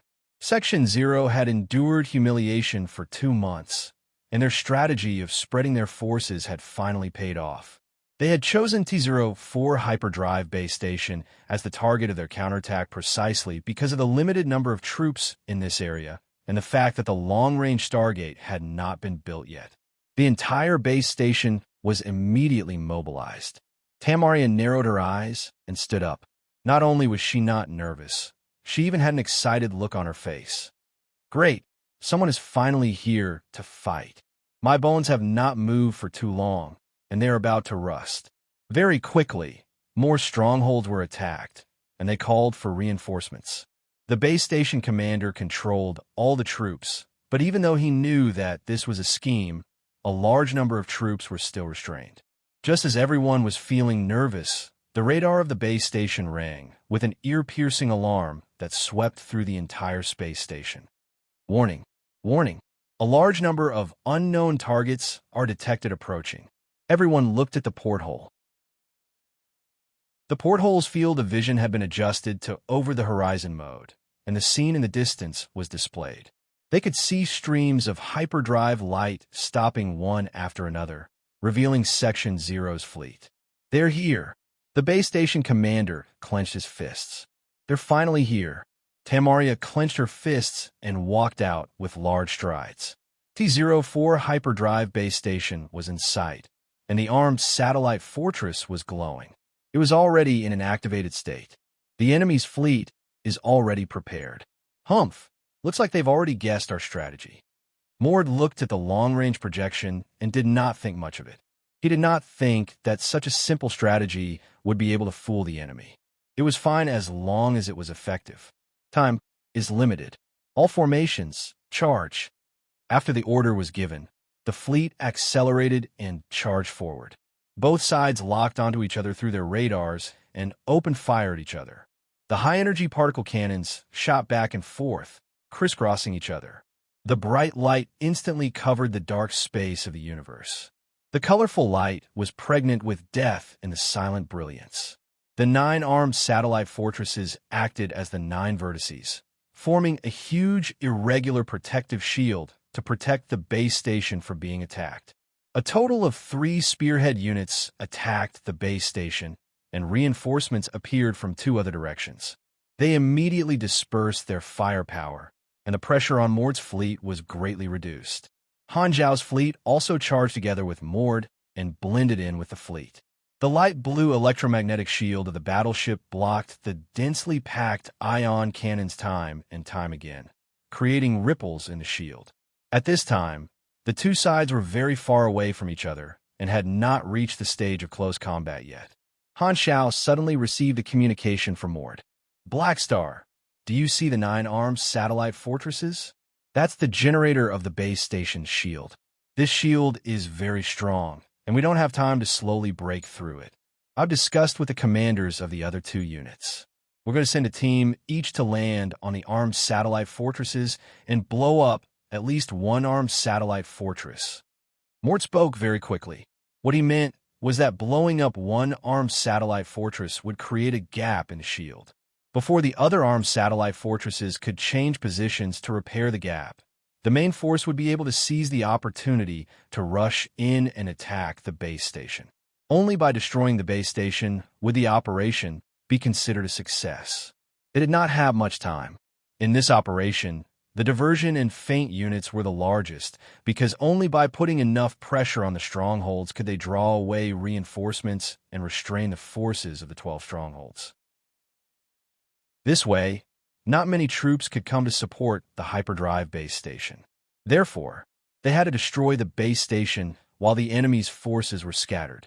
No problem. My teammates don't need to follow me. I'll act on my own. The tactical mission on the interface changed, and the target became to blow up one armed satellite fortress. Han Xiao nodded and agreed. He let Rista take control of the spaceship and jumped out of the cabin. He activated the Mountain Ape mechanical suit and entered interstellar navigation mode. He drew a blue arc in the air and avoided the area of the crossfire. He cut in from the side and rushed toward one of the armed satellite fortresses. The other teammates took the spaceship to attack another armed satellite fortress. The other two units also sent out their own small teams. Han Xiao acted alone. As long as he landed on the armed satellite fortress, it would not take long for him to destroy it. I'm a smaller target and more agile. Plus, with my reputation, it's easier for me to restrain the enemy's high-level combatants if I act alone. Han Xiaoxin thought to himself. The burden of flying at high speed was not worth mentioning to him. In his field of vision, the originally small armed satellite fortress gradually enlarged, and he could clearly see the mechanical structure on the surface of the armed satellite fortress. Very soon, the fleet guarding the base station discovered him. A portion of the cannons turned around and fired at him. The high-energy ion cannons closed in on him time and time again, leaving light scars on his retina. The built-in tactical screen constantly reminded him of the direction of the high-energy reaction. Han Xiao was fully focused on dodging the cannons. From time to time, he would use the hovering shield shuttle to form a psionic shield to block the stray cannons. Not long after, Han Xiao rushed into the defense line of the base station fleet and dodged among the enemy spaceships. His brain was extremely active, processing countless data. Time seemed to be very long, but it also seemed to be very fast. Han Xiao did not have the time to care about the outside world. He focused on dealing with the cannons coming from all directions. After some time, the pressure on him suddenly lightened. Han Xiao looked back and saw that he had already left the defense line behind him. He had unknowingly broken through the entire line of defense. In the distance, Mord and the other two Vanguard units had already exchanged fire with the base station fleet at close range. They had indirectly divided the enemy's attention and reduced the density of the firepower that Han Xiao encountered. My teammates are finally giving me some help this time. Han Xiao's eyes lit up. He did not waste any more time and went straight to the satellite fortress in front of him. The satellite fortress was spherical in shape and looked like an asteroid. Its size was about a few hundredths of the size of the blue star. It sounded quite small, but when looking at it from a close distance, Han Xiao felt that it was not much different from a planet. The blue shield blocked him outside. Han Xiao reached out and pressed his hand on the shield. The shield neutralizer operated at full power. The shield within 100 meters in diameter began to ripple at a high frequency. The light dimmed and the energy level dropped. Estimating that it had reached a critical point, Han Xiao's other arm turned into a psionic cannon and fired at close range. The blue light exploded, and a hole with a diameter of 30 to 40 meters appeared on the shield. Compared to the entire shield, this hole was as inconspicuous as a sand pit on a planet. However, it was large enough for Han Xiao to enter. Han Xiao glanced around. The edge of the hole was shrinking and repairing itself. He summoned more than 20 army boxes and rushed in before the hole was repaired. This satellite fortress had a simple man-made atmosphere that was provided to the maintenance personnel. Han Xiao quickly landed, and the sound of the wind could be heard. Pada! Stepping on the ground, Han Xiao looked around. He was surrounded by mechanical surfaces that were cold, lifeless, and filled with the hardcore charm of machinery. Warning hum. 5 high-energy reaction sources detected. Han Xiao's eyes narrowed as he turned around to look. 5 enemies with the aura of I'm a calamity grade flew over from the horizon and landed not far away with a bang. The leader was wearing a heavy mechanical suit, and carrying a dark gold mechanical axe. Clatter! This person's helmet opened, revealing a ferocious appearance and short blonde hair. It was the person Mord had warned him about, the Bloodshed Land Adjudicator in charge of T-04 Hyperdrive Base Station, Tamaria. I've been waiting for you here for a long time. Tamaria stared at Han Xiao and revealed a ferocious smile. When she had discovered Black Star at the front line, she had been overjoyed. Based on Han Xiao's charging route, she had brought a few people to this satellite in advance to wait for Han Xiao's arrival. According to her duty, Black Star should have been dealt with by her, and Tamaria could not wait to fight with Han Xiao. Only 5 people. Han Xiao glanced at them and said, "All your Vanguard officials failed to kill me. You're underestimating me too much. All 15 Calamity grade supers from your base station are only able to give me some pressure. Huh. Joda's already seen through your weakness. We have no intention of killing you. Not to mention 15 people. Even 5 of us are enough to stall you. What can you do?" Hearing this, Han Xiao thought to himself that it was indeed so. After the previous battle, Bloodshed Land would not send a large number of people to try and kill him. Instead, they chose to stall him. Tamaria licked her lips, and her bloodthirsty desire continued to surge. "Your body is amazing. Just you wait. I will eat your flesh, chew your bones, suck your blood dry, devour your bone marrow, and eat every cell in your body. I heard that your recovery ability is very strong. I hope you can let me eat until I'm full." Han Xiao felt a chill run down his spine. If it was anyone else, these words might have been used as a threat, but he could tell that Tamaria was not threatening him. She really wanted to do so. This woman wants to eat me? How perverted, but I don't like it. Rumble. Right at this moment, the ground suddenly shook, and the surface armor of the armed satellite fortress cracked open. Multiple turrets rose up like a steel forest, and the muzzles all turned to face Han Xiao. Thousands of B soldiers ran out from the ground and surrounded Han Xiao from afar. This was the armed satellite fortress defense against enemies on the surface. In the blink of an eye, he was surrounded by enemies everywhere he looked. Tamaria closed her armor and let out a muffled roar. "Before this war ends, don't even think about going anywhere." PS1. This chapter is almost 5,000 words long. Happy National Day. Chapter 671. Kaboom! In the distance, the 1,000 soldiers charged toward Han Xiao with large strides. They were like waves approaching, causing the ground to shake violently. Their specially made armor emitted a cold light. Tamaria raised her hand and threw out a dark gold mechanical axe. The blade of the axe was wrapped in a thick blood-red flame, and it spun at high speed like a red ring of fire, heading straight for Han Xiao's head. A suffocating wind pressure rushed toward Han Xiao, as though a gust of wind had appeared out of nowhere. "Who?" Han Xiao stomped on the ground, and a dense spider web of cracks appeared under his feet. Blue flames spurted out from the ground like ripples, pushing him into the sky and avoiding the flying axe's trajectory. The flying axe suddenly changed its trajectory and flew straight into the sky, chasing after Han Xiao. Han Xiao looked down from above and saw an alloy chain extending out from the end of the axe handle. It was constantly elongating, and the other end was connected to Tamaria's mechanical suit arm. Clearly, it could be controlled from afar. The floating monsters behind Han Xiao quickly formed a psionic shield and met the mechanical axe in front of them in the blink of an eye. The two collided heavily. Dang! Sparks flew everywhere. The mechanical axe that was wrapped in red flames was repelled by the shield, and the chain quickly shortened and returned to Tamaria's hand. This attack opened the curtains of the battle. Philip gave the alarm, and Han Xiao looked down. The surface defense turrets in the area around the armed satellite fortress all raised their muzzles and fired at him. 222. The large-caliber cannon barrels spewed out thick smoke, and the mini thermonuclear bombs created a metal wave. The blue, and green plasma cannons followed closely behind, and the laser turrets in the distance shot out beams of high-energy particle beams. All kinds of cannon fire were directed at Han Xiao.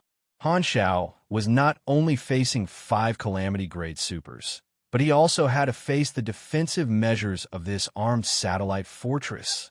The psionic thruster was fully activated, and Han Xiao turned into a blue bolt of lightning, drawing a dazzling flight path in the air and dodging the endless cannon fire.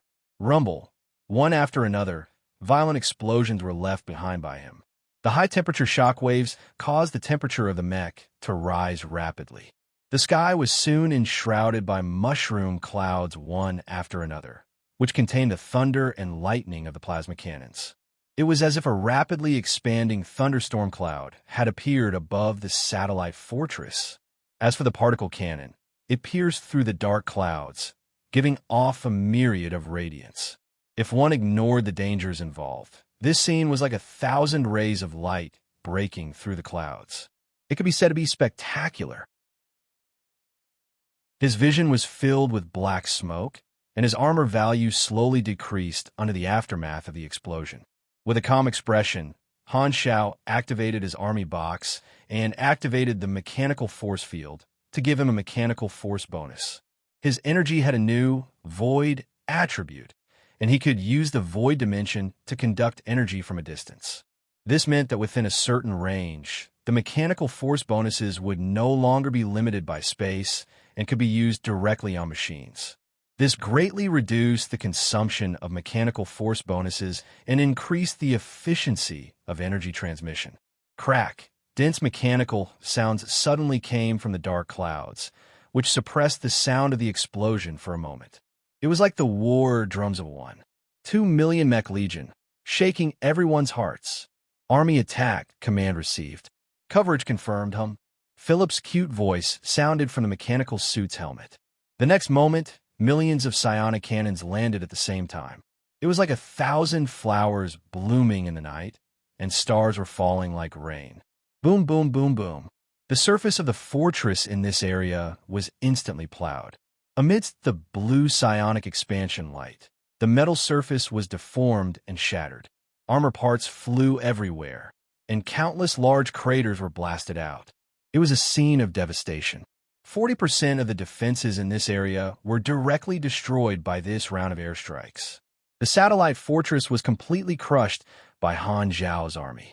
The black mechanical army descended, causing havoc on the surface, dismantling the cannons of the satellite fortress and fighting with the army of 10,000 bee soldiers. As far as Han Xiao's eyes could see, the vast battlefield was filled with smoke. Suddenly, the tactical screen reminded him that there was a high-energy reaction above his head. Han Xiao's eyes narrowed, and he hurriedly dodged to the side. Who? Tamaria's axe brushed past him, creating a strong gust of wind. A pugilist's mobility was very high. After her attack missed, Tamaria twisted her body in midair and continuously chopped over. The edge of the axe left behind a blood-red afterimage. Her attacks were like a storm, and before the first wave of attacks had subsided, another wave followed. The huge force caused the mechanical axe to explode in the air with a deafening sound. 2 shimmering psionic shields popped out of Han Xiao's hands and faced the attack head-on. Sparks flew everywhere, and clanging sounds reverberated like thunder. Swoosh! A flood of silver-black nanoparticles gushed out from the tubes on the back of the Mountain 8 mechanical suit and turned into 4 phantoms that only had their upper bodies. They hovered behind Han Xiao, and 8 psionic cannons were aimed at Tamaria, who was fighting with Han Xiao at the same time. Bang! The first round of attacks from the 4 phantoms did not shake Tamaria's determination to fight in close combat. She used her energy to form a shield on the surface of the axe and blocked the attack. Bang! In the second round of attacks, Tamaria still did not move. This kind of attack power was not enough for her to dodge. In the third round of attacks, Tamaria wanted to block it like before, but she suddenly felt an even stronger force pass through her arm and hit her internal organs. Legendary battle technique activated. The sound of the explosion increased by a notch. Bang! Tamaria's expression changed, and she was forced back with a grunt. What a strong penetrative force! Tamaria suppressed her surging blood and chi. Her face was filled with bewilderment. Han Xiao took the opportunity to increase the distance between them. He looked at the combat information, and a look of certainty appeared in his eyes. 35% of the true damage from the 8 psionic shot cannons was more than 12,000 points. Other than the basic mechanical force bonus, he did not use any other skills. Just the additional damage from the legendary battle technique alone was more than the normal damage from the 3 attacks after they were reduced by resistances. Molding talents are really scary. Han Xiao was shocked. Pugilists were famous for being tanky, and they were perfectly countered by this talent. Tamaria was a level 230 pugilist, and her battle style was mainly head-on. Her endurance should be at least 1,600 points. She was at least an elite pugilist, and with all kinds of pugilist talents, her health should be at least above 300,000. Tamaria's health was more than half of Han Xiao's, but their tankiness was different. Han Xiao relied on the conversion of health to mana, which allowed him to recover 28% per second. This kind of recovery speed was enough to make a real, tanky pugilist doubt their life. The actual combat effect of this talent is more powerful than I thought. As long as my mech army can guarantee a hit rate. These calculations took less than a second, and the other 4 Calamity-grade supers also followed up and launched their own attacks. Han Xiao hurriedly dodged all the long-range attacks, but he suddenly felt an attack coming from behind. One of the opponents was also a pugilist who specialized in the critical strike penetration agility style. He approached Han Xiao from behind like a meteor, and his alloy rapier had a sharp penetrative force. He stabbed toward Han Xiao's head, trying to disrupt his mobility. Han Xiao did not even turn his head. The 4 illusions collapsed and turned back into nanoparticles, reassembling into a mechanical palm that was 7 to 8 meters in size. Its fingers and palm were covered with a psionic shield, and it grabbed this pugilist who had ambushed him. Bang! The mechanical palm threw him 1,000 meters away like trash, and this person smashed into the ground. Han Xiao experienced the power of his new talent, and he no longer fought with Tamaria's group of 5 personally. He gave an order, and the mech army that was dismantling the satellite fortress immediately split half of its forces to surround the 5 Calamity-grade supers. He himself stayed at the side, interrupting the enemy's attacks from time to harass them. Do you think you can stop us with these pieces of scrap? Tamaria's angry roar reverberated, and the flames on her body surged, breaking through the clouds. At the same time, outside the protective shield of the hyperdrive base station, Mord and the other 3 Section 0 fleets were fighting with the enemy's defense forces. They originally had the upper hand, and the enemy's fleets were forced to retreat. However, the other strongholds received a request for reinforcements from the base station, and a portion of the troops from the strongholds broke free from the suppression of Section 0's troops. At this moment, the battle was extremely intense. Only Black Star managed to board one of the satellite fortresses. How's the situation now? In the flagship's main control room, Mord was observing Han Xiao's position through the over-the-horizon module. His vision was covered by the thick fog of the thermonuclear bombs. Section 0 had sent out many teams to try to board the 9 satellite fortresses to destroy the protective shield of the base station. However, the others were all forced to retreat, and only Black Star managed to board one of the satellite fortresses. Mord's palms were sweating. Their fleets were all blocked by the protective shield, and whether they could destroy the base station as soon as possible depended on whether Black Star could destroy the satellite fortresses as soon as possible. He was the hope of the entire village. Sir, we have observed that Black Star is currently fighting with the defense of the satellite fortresses. The enemy has sent out 5 Calamity-grade supers to deal with him. From the looks of it, they seem to be holding Black Star back. This is bad. Mord's heart tightened. At this juncture, if Black Star was held back, the situation would turn into a stalemate. The longer this dragged on, the more disadvantageous it would be for them. Gritting his teeth, Mord decisively gave the order. Inform the other 2 fleets to gather all the Calamity-grade supers and reinforce Black Star immediately. He is being held back by the enemy and needs help. Chapter 672. At the center of the base station, the base station commander was also observing Black Star's movements. Black Star is the only one who managed to break through the protective shield. Tamaria has already brought people to hold him back, an observer said. The base station commander nodded. Looking at the battlefield radar, his pupils suddenly constricted.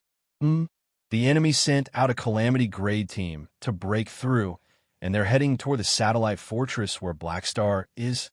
They want to reinforce Black Star. The base station commander's expression changed, and he spoke with a deep voice. Just in case, send another 5 Calamity Grade supers to deal with Black Star. We cannot let the enemy destroy our satellite fortress. Once the base station loses its defenses, we will definitely lose. After the order was given, another 5 Calamity Grade supers were dispatched. The two sides had a tacit understanding and sent reinforcements to the battlefield where Black Star was. In the air above the satellite fortress, the battle between Han Shao and the Mech Legion against Temeria's group of 5 had been going on for quite some time. The battlefield spanned hundreds of miles. Everywhere they passed, the surface defenses of the fortress were torn apart by the Mech Legion. The battle in the sky had already reached its climax. Bang, bang, bang.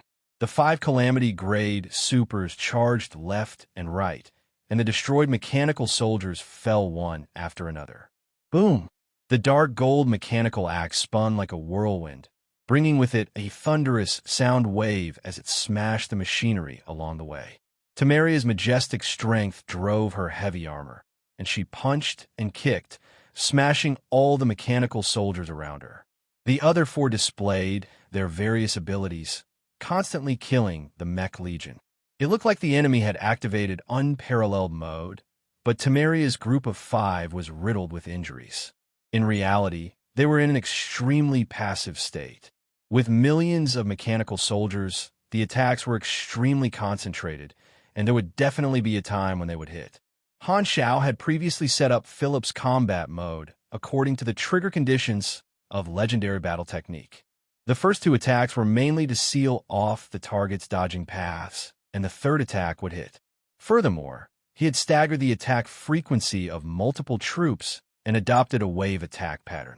This meant that every round of attack from the entire army contained a large amount of true damage, which was extremely lethal. This made the 5 of them feel even more pressure. Tamaria did not even dare to take the attacks head-on anymore. Every time she faced a wave of attacks from the army, she could only focus on dealing with them. Otherwise, as long as she was hit by a wave of true damage-focused attacks, she would only be lightly injured due to luck. Her face was filled with rage, and she kept cursing in her heart over and over again. How could this not be considered lethal? Jode, you really are AF * king scammer. In front of a Calamity Grade super, the defense of most of the cannon fodder mechanical soldiers was still very fragile. However, their attack power had already undergone a qualitative change. In the past, most of the time, Han Shao would use the Mech Legion to exhaust his opponents before personally going up to beat them up. However, at this moment, his opponents were completely trapped within the Mech Legion and were too tired to deal with him. They did not even have a chance to attack him. Philip's calculation efficiency firmly controlled the situation of the battle, and Han Shao was able to free up his hands to perform virtual intrusion. Surprisingly, the target was this satellite fortress. The defensive measures of the satellite fortress were endless, and it held back half of his Mech Legion. In order to quickly destroy this satellite, virtual intrusion was the most efficient method. Boom! Right at this moment, Tamaria suddenly used some kind of ability and broke through the encirclement of the army with a blood-red shockwave. Like a cannonball, she shot right in front of Han Shao and brazenly attacked him. Ha! With a roar, the mechanical axe chopped down again. Tisk! Han Shao smirked, and he had no choice but to stop virtual intrusion and release 2 psionic shields to block this attack again. Clang! The blade of the axe was stuck in the middle of the shields. At this moment, the blade of the axe seemed to have a suction force, and the flames around Tamaria were sucked in like a vortex. The blade of the axe became redder and redder. The next moment, a thick blood-red shockwave burst out from the blade of the axe. Zero range hit. Boom! Han Xiao was hit hard and groaned. Just as he was about to retreat, Tamaria was faster. She used the chain at the end of the mechanical axe to wrap around Han Xiao's arm and pulled him back. I told you, you can't run. Tamaria roared and violently headbutt Han Xiao's head. Dong! Han Xiao was dizzy. Tamaria's strength was at least 2,000 points, and it was inevitable that she would be able to crush him with strength. The thick shockwave passed through the shockwave module of the helmet, and it made his ears ring. Tamaria was about to continue attacking, but Han Xiao suddenly left the mountain ape mechanical suit, and his physical body was exposed to the outside world. Not only did he not panic, but he even looked a little speechless. You are asking for it. The next moment, Han Xiao did something that shocked Tamaria. Not only did he not dodge, but he also wrapped his arms around Tamaria's thick waist and hugged her. Ew. Before Tamaria could react, she suddenly felt an extreme sense of danger. She suddenly understood something, and her whole body turned cold.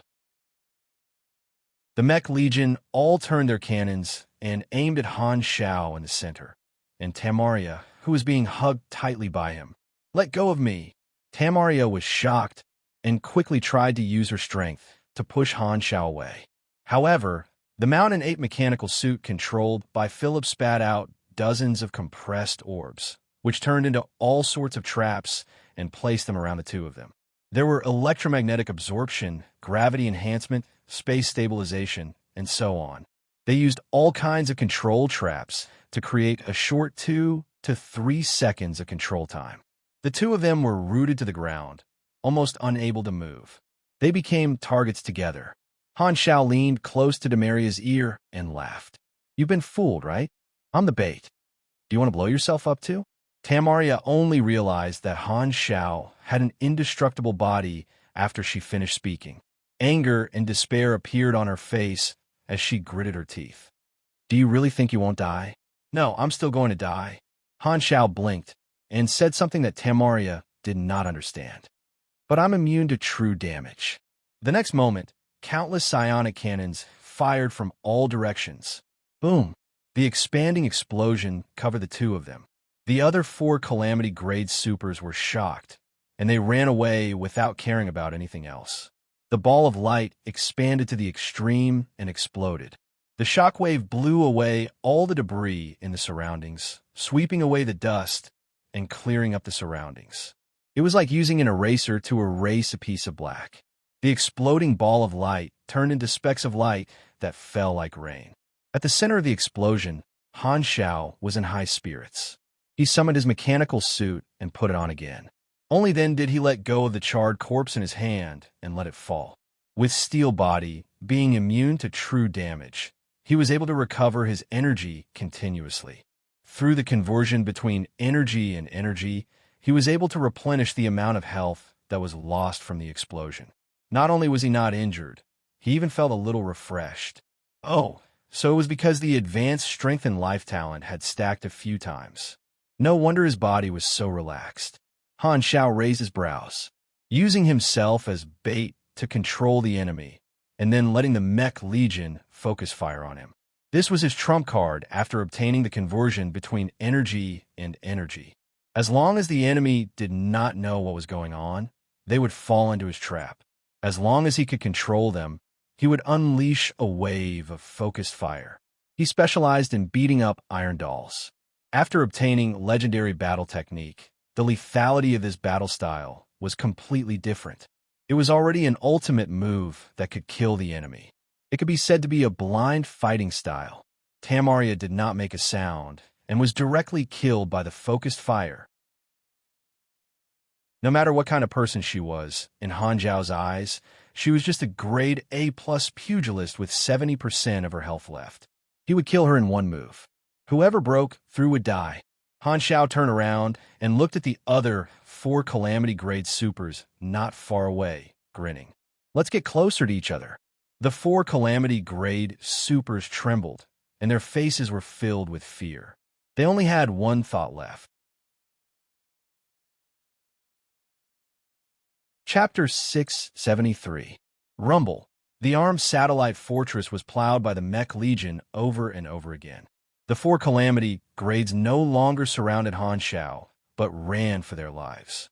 Han Shao was distracted by the virtual intrusion. Destroying the armed satellite fortress was his mission. After killing Tamaria, the other four did not dare attack him again, and no one interrupted him. The various abilities of his virtual technology had been upgraded multiple times. Han Shao did not spend too much effort and successfully obtained control of the armed satellite fortress. The technical ability of a grade A+ virtual mechanic was enough to defeat most artificial intelligences. Han Shao searched through the control module of the armed satellite fortress and sighed. There's no self-destruct module. Bad review. After thinking about it, Han Shao controlled the armed satellite fortress to open a path to the surface. He then sent a portion of his mechanical soldiers into the interior of the armed satellite fortress to plant secondary psionic bombs. In terms of efficiency, detonating the energy furnace inside the armed satellite fortress was much more convenient than destroying the armed satellite fortress from the outside. At the same time, on the main battlefield, a few agile, small spaceships shuttled through the chaotic battlefield. The Calamity grades sent by Mord and the others were on the spaceships. They were trying to break through the enemy's blockade and reinforce Han Shao. However, the high-energy particle cannons crisscrossed the battlefield. These support teams were forced back time and time again by the dense cannon fire. It was difficult for them to break through the firepower net of the enemy's spaceships. As waves of bloodshed land fleets arrived at the battlefield through the fast reinforcement channel, the pressure on the main force increased exponentially. They can no longer provide complete cover for these support teams. The situation isn't good. We've dragged it out for too long. The troops of a few enemy strongholds have already shaken off the troops that were restraining them and are rushing to reinforce the base station. The number of enemies we're facing has increased by a few times. In the flagship, Mort's expression changed when he heard the report from the observer. He clenched his teeth tightly, and his cheeks puffed up. His voice sounded like it was coming from the gaps between his teeth. If this continues, we'll only obtain a Pyrrhic victory at most. Black Star is the key to breaking the stalemate quickly, but he's alone now. Will the helpers we sent be unable to break through the blockade? No. The enemy seems to have seen through our intentions. They have completely sealed off the route leading to the satellite fortress where Black Star is, the observer said. Mord's eyes flashed with valiance, and his expression became resolute. He waved his hand and said, "Pass down my order. All troops, tighten the formation and advance from this direction. We will open a path for the support team and pierce through the enemy's defense line." As soon as he finished speaking, the expressions of everyone in the command room changed as shock appeared on their faces. The current situation on the battlefield could be described as a 5-layered chocolate ball. The situation was clear at a glance. The outermost layer was occupied by Mord and the other 3 Section 0 fleets, while the second layer was occupied by the defense fleet of the base station. Behind the defense fleet was the super-large protective shield of the base station. With this layer as the boundary, it separated the outer battlefield from the base station core. Further inside was the 9 satellite fortresses surrounding the base station. In the center of the chocolate ball was the target that Section 0 wanted to destroy, T-0, 4 hyperdrive base station. Mord's order was to have the entire fleet penetrate deep into the enemy's defense line alone to open a path for Black Star's team. This move was tantamount to giving up on the path of retreat and entering the enemy's territory. Once the main force pierced through the enemy's defense line, but failed to break through the base station's protective shield, it would be equivalent to them falling into a dead end. This is a gamble tactic. It's too risky. I don't agree with such a radical method. It's better to fight steadily. As soon as he said that, many of the captains protested. They belonged to another organization and were not Mord's direct subordinates. The weakness of an alliance was once again revealed. When faced with a crisis that required them to take risks, the hearts of the people were not united. Compared to the situation on the battlefield, more people were more inclined to care about their own losses. Rebuttals sounded in the communication channel, and Mord's expression became uglier. Only the new Phylan Revolutionary Army's fleet was his direct subordinate. However, this number was not enough, and he needed the help of other organizations. Bang! Mord could not take it anymore and slammed the table, interrupting the protests of the captains. I know that all of you want to gain the favor of Amethyst civilization and become a long-term partner of a star cluster civilization. However, if you don't put your lives on the line, do you think the Amethyst civilization is easy to fool? I've had enough of being defeated by bloodshed land time and time again. Now, the opportunity is right in front of us. His Excellency Blackstar is fighting a bloody battle. As long as we help him, we will be able to break this stalemate and obtain victory. You're all large organizations in your respective star systems, and you're all famous. Why have you become a bunch of cowards? If you don't even dare to take a little risk, forgive me for being blunt, but what's the point of participating in this war? The communication channel instantly fell silent, and no one spoke. Seeing this, Moore did not waste any more time and said with a deep voice, "Execute the order." The entire fleet no longer pushed forward slowly. Like a hammer, they slammed heavily into the formation of the base station's defense fleet. The shields of the battleships withstood the attacks from all directions, and they charged toward the armed satellite fortress where Han Shao had landed. At first, the enemy fleet was in a mess, but they quickly adjusted their formation and blocked Mord's fleet. Not long after, Mord's fleet no longer had the momentum they had at the start. It was as if they had fallen into a swamp, unable to move forward. At this time, they had already reached the depths of the blockade line and were only a short distance away from the armed satellite fortress protective shield. However, this distance seemed to take 10 times longer for Mord's fleet to cross. Hold on, the armed satellite fortress is right in front of us. The flagship was under fire, and the command room shook slightly. Mord ordered loudly, "Support team, it's your turn. Seize the opportunity to land." At this time, the atmosphere on the support team's ship was tense. The Calamity Grade captain leading the team had a solemn expression as he loudly ordered the others. "Everyone, prepare for battle. His Excellency Black Star needs our help. Let's go." The next moment, these Calamity Grades jumped out of their spaceships and agilely took a detour. Using the majority of the fleet as a barrier, they finally broke through the blockade and headed straight for the armed satellite fortress under Mord's nervous gaze. Mord looked at the Calamity Grade supers with hope as they approached the armed satellite fortress. Whether they could win or not depended on this. However, just as he was feeling nervous, something happened. Just as the reinforcement team approached the defensive shield outside the armed satellite fortress, they saw the armed satellite fortress inside suddenly emit a strong light and suddenly explode. The entire armed satellite fortress expanded from the inside out and shattered. This space fortress that looked like an asteroid turned into a dazzling explosion of light in the blink of an eye.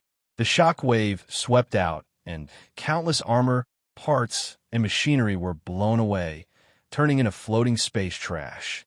The sound was like a planet exploding.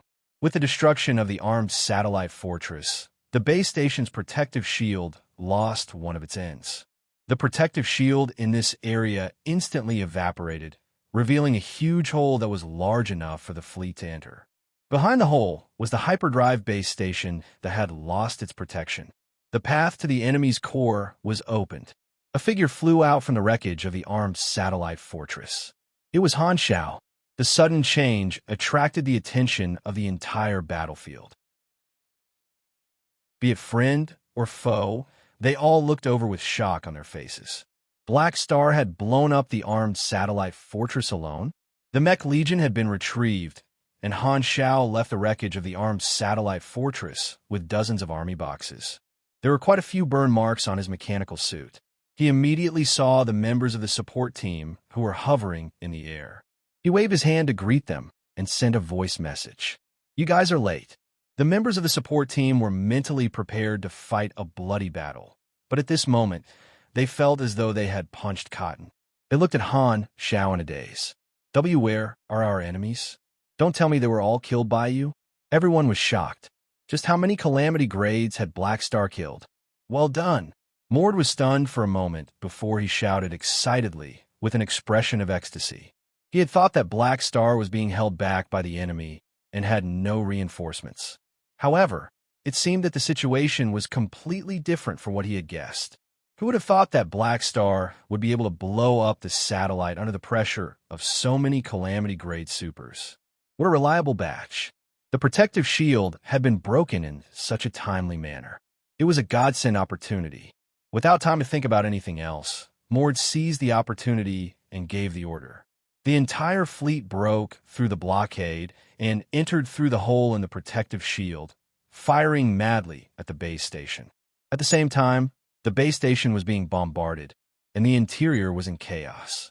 Ear-piercing alarms echoed in every corner. Warning! Warning! High-energy attack detected. Outside the window, bright cannons were like the countdown of death, quickly approaching. In the main control room, the base station commander looked out of the porthole, his lips trembling and his face twitching with fear. Like all the workers beside him, he revealed a look of despair. He did not understand why Black Star was so much stronger than what the intelligence said. He had sent 5 Calamity-grade supers to reinforce Tamaria, and the others as a precaution against the experts coming to reinforce Black Star. However, he did not expect that while these 5 Calamity-grade supers were still on the way, Black Star had already killed Tamaria. That was the strongest person guarding the base station. She was killed just like that. When the 5 reinforcements arrived, the 4 Calamity-grade supers following Tamaria were either dead or injured. They were completely crushed. Black Star was in a valiant state.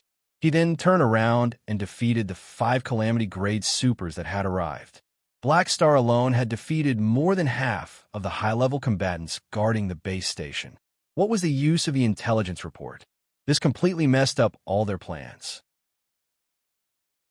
The base station commander was completely stunned, and his mind went blank. Facing such a suppressive high-level combatant, he felt helpless and could only watch as Black Star turned the satellite fortress into fireworks. Time seemed to have been stretched out, and the cannons were getting closer and closer. The dazzling light reflected on the base station commander's face and filled his vision. It was as though he had fallen into a white world. At this moment, there was only one thought left in his mind. I just lost a Black Star. Chapter 674. Huff! Huff! Sylvia was wearing a lightweight mechanical battle suit, and her shield was constantly activated. The head protection equipment of the battle suit was a half-circle of metal mechanical rings around the back of her head and fixed to her ears. Her face was protected by a translucent arc-shaped shield, and she held a silver alloy sword in her hand. At this moment, she was panting heavily like a bellows. She felt as if her lungs were about to burn, and the wet sweat stuck to the battle suit, making it slippery and sticky. Roar! A 1000 beast soldier suddenly charged out from the side, and its huge metal mechanical claws attacked. The claws vibrated at a high frequency, appearing blurry. Sylvia forced herself to focus, gritted her teeth, and raised her sore arm. The slender and tough silver alloy sword in her hand slashed horizontally. The claw and sword collided, creating intense sparks. Clang! The light but tough mechanical battle suit increased its output, and Sylvia's speed suddenly increased. She quickly changed her moves, spinning her sword and stabbing at the 1000 beast soldier from strange angle. Mechanical force lightning flashed on the alloy sword, and a yellow light flowed on the blade, instantly stabbing into the body of this 1000 beast soldier. Bang! A thick yellow beam of light pierced through the body of the 1000 beast soldier and shot out from its back, leaving a bloody hole. This 1000 beast soldier was sent flying and fell on the metal floor dead. Around him were countless corpses of 1000 beast soldiers, as well as broken cannons. This was the surface battlefield of one of the satellite fortresses in the Bloodshed Lands Logistics Transit Station. A landing force was advancing with difficulty toward the core energy furnace of the satellite fortress. 1000 beast soldiers swarmed in from all directions, and the two sides fought fiercely. Everywhere they passed, corpses were left behind. Sylvia had countless comrades around her, either firing with heavy cannons or blocking with electromagnetic shields. She was also a member of the landing force, maintaining the safety of the flanks. She had been fighting for a long time with her sword, but she could not remember if she had killed 100 or 200,000 bee soldiers. Her battle suit was damaged, and she had suffered minor injuries. She was sweating profusely and exhausted. In the middle of the battlefield, the explosions and roars were deafening. Sylvia could not hear anything else, only knowing that she kept moving forward, and forward with the main force. He raised his head and looked at the sky. Outside the armed satellite fortress, there was a spectacular picture of interstellar war. Countless brilliant shooting stars flew across the dark sky and weaved into a net of light. It was the brilliance of countless ion cannons, which illuminated the eternal darkness and burned in the silence. Sylvia's vision was suddenly shrouded by a strong light.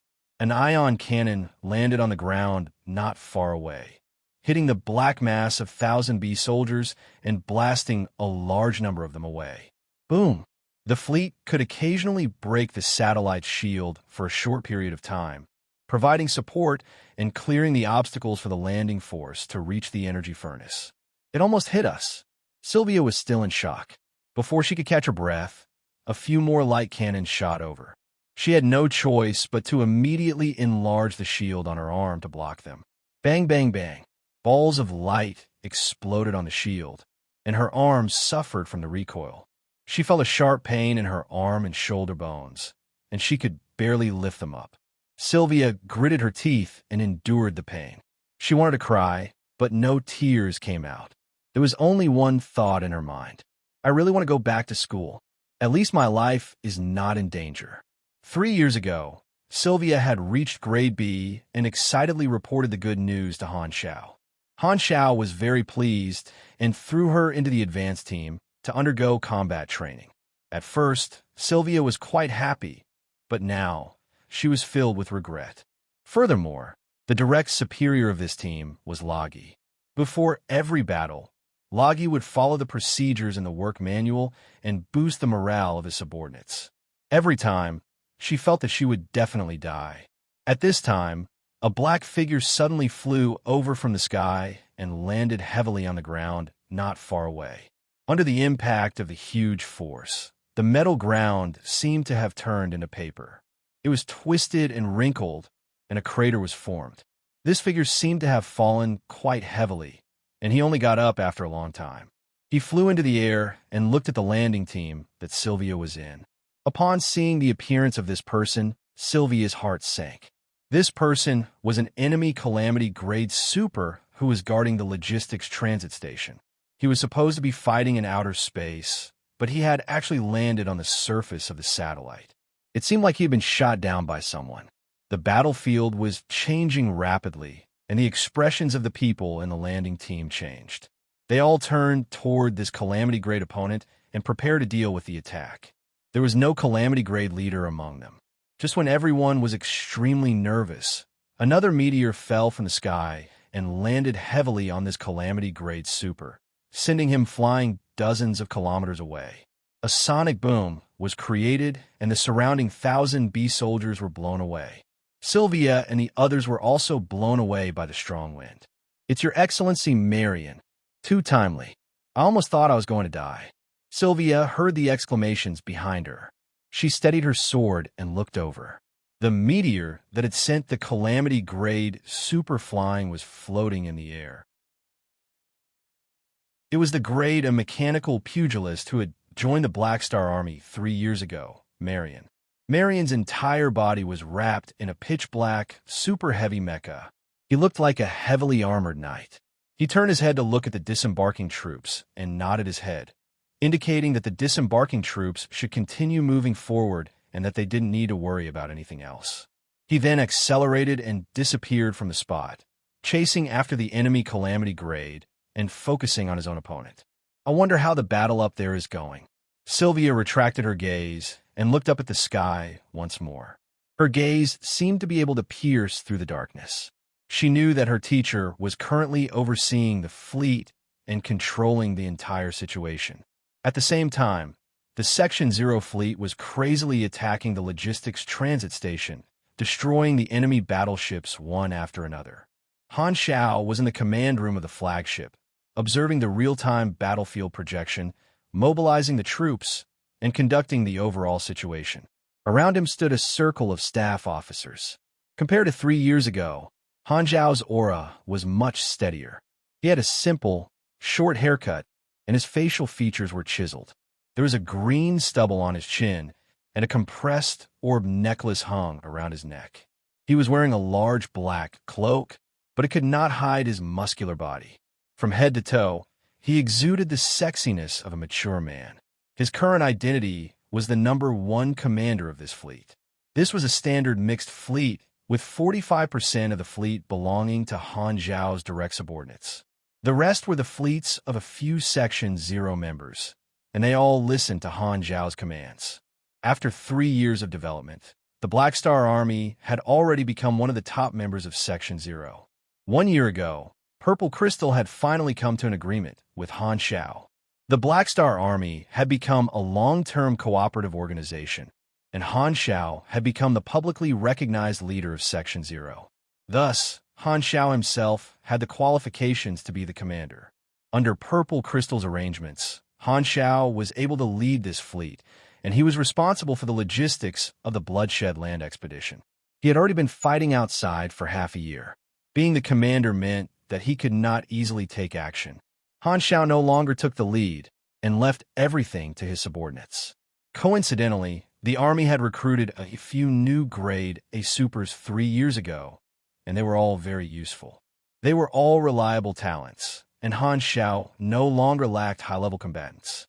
As long as he did not meet an expert that he could not deal with, he usually did not have to take action. He had to train the officers and give them a chance to earn merits. After all, if he took action, his subordinates would not be able to play anymore. At this time, a few of the staff officers were observing the battlefield projection and discussing loudly. The enemy is still resisting. They're covering the logistics team and transporting the resources of the transit station through the Stargate. They want to reduce their losses. If we don't stop them, the enemy will be able to recover most of their resources in 27 minutes and retreat through the Stargate. Not to mention 27 minutes, they won't even be able to last 10 minutes. The enemy's defense line has completely collapsed. Next, as long as we blow up the Stargate, the enemies who have not retreated in time are dead. Listening to the discussion, Han Xiao stroked his stubble and did not speak. The core facility of the logistics transit station was the teleportation Stargate built by a star cluster civilization. The other end was connected to the Sol Star Cluster. The enemy had set up a satellite fortress shield and fleet to protect the teleportation Stargate. After being attacked, they would retreat through the Stargate while defending. Once the enemy retreated, Han Xiao would not be able to chase after them. The other side of the Stargate was the enemy's territory. If the Stargate was closed, they would be surrounded. Therefore, the condition for winning the battle was to destroy the teleportation Stargate before the enemy completely retreated. The teleportation Stargate was a two-way channel. The enemy's reinforcements could come through the Stargate, and the enemy needed time to gather reinforcements. The attacking side had the upper hand, so as long as they destroyed the Stargate first, this battle would be over. The Black Star Army had obtained a large amount of resources in the past few years, so Han Xiao was willing to spend a lot of money to expand his fleet. Therefore, the size of this expeditionary fleet was extremely large, and its strength crushed the guards of the transit station. The battlefield projection showed that the enemy's line of defense had collapsed, and the teleportation Stargate was exposed. Seeing this, an aide laughed and said, "The enemy has no chance. We've won." As soon as he said that, the blue vortex in the center of the Stargate fluctuated and spat out battleships one after another.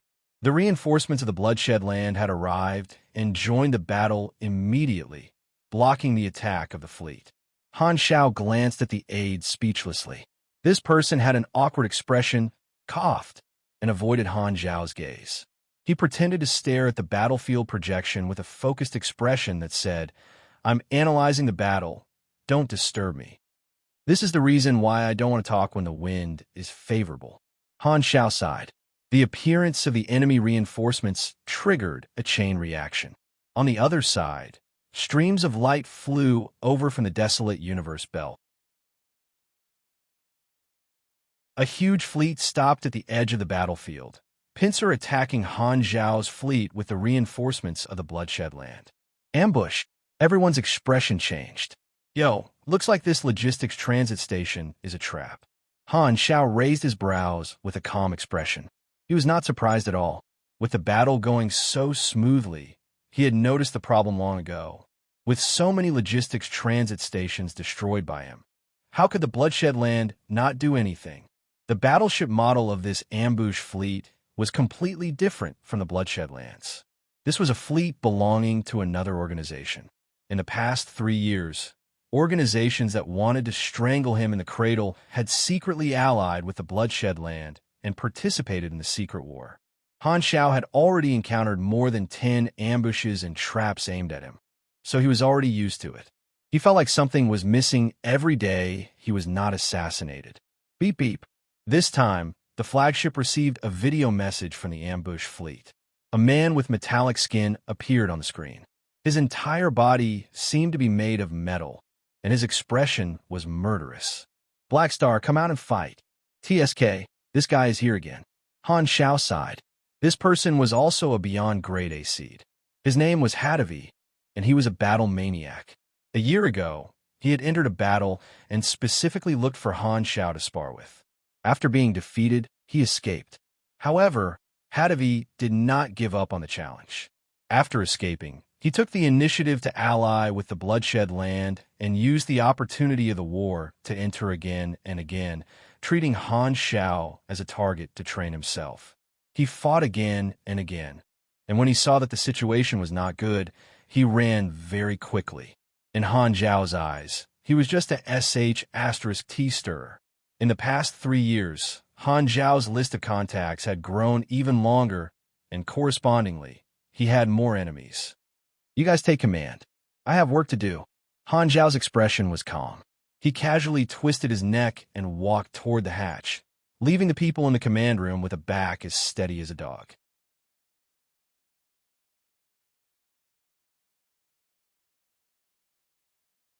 Chapter 675. After this victory, Section 0 did not launch any new counterattacks for the time being. After Han Xiao received the contact details of Mord and the others, he left the main group. The Amethyst Civilization's reward for his contribution this time arrived very quickly. They were extremely generous with a total of 27 million anas and various rare resources, fully displaying the importance they placed on him. After this battle, Ralph had already treated Han Xiao as a treasure and could not bear to use him carelessly.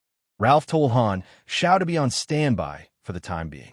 He would only consider using Black Star as his trump card for important tactical missions. Good steel should be used on the blade's edge, and there was no need to use his trump card for normal guerrilla warfare missions.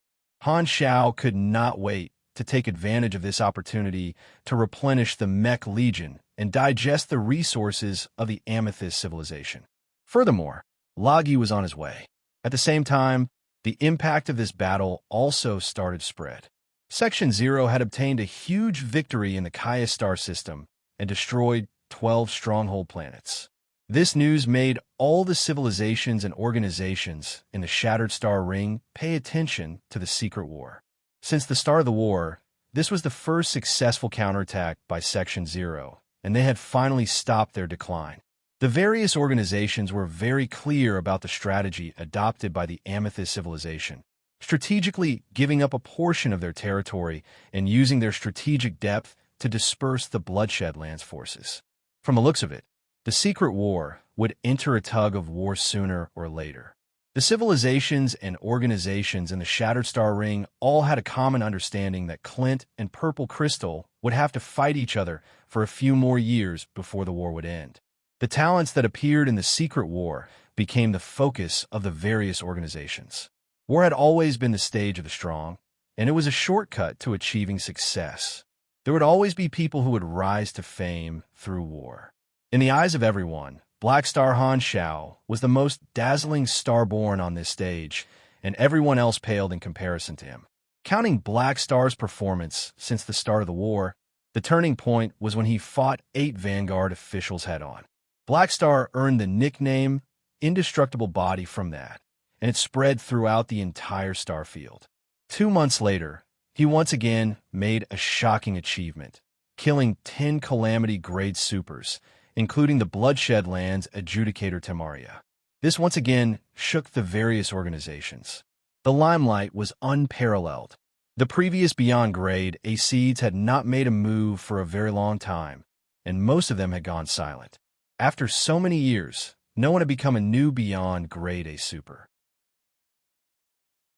The time when these Beyond Grade Acids first appeared on the list was the time when they were in the limelight.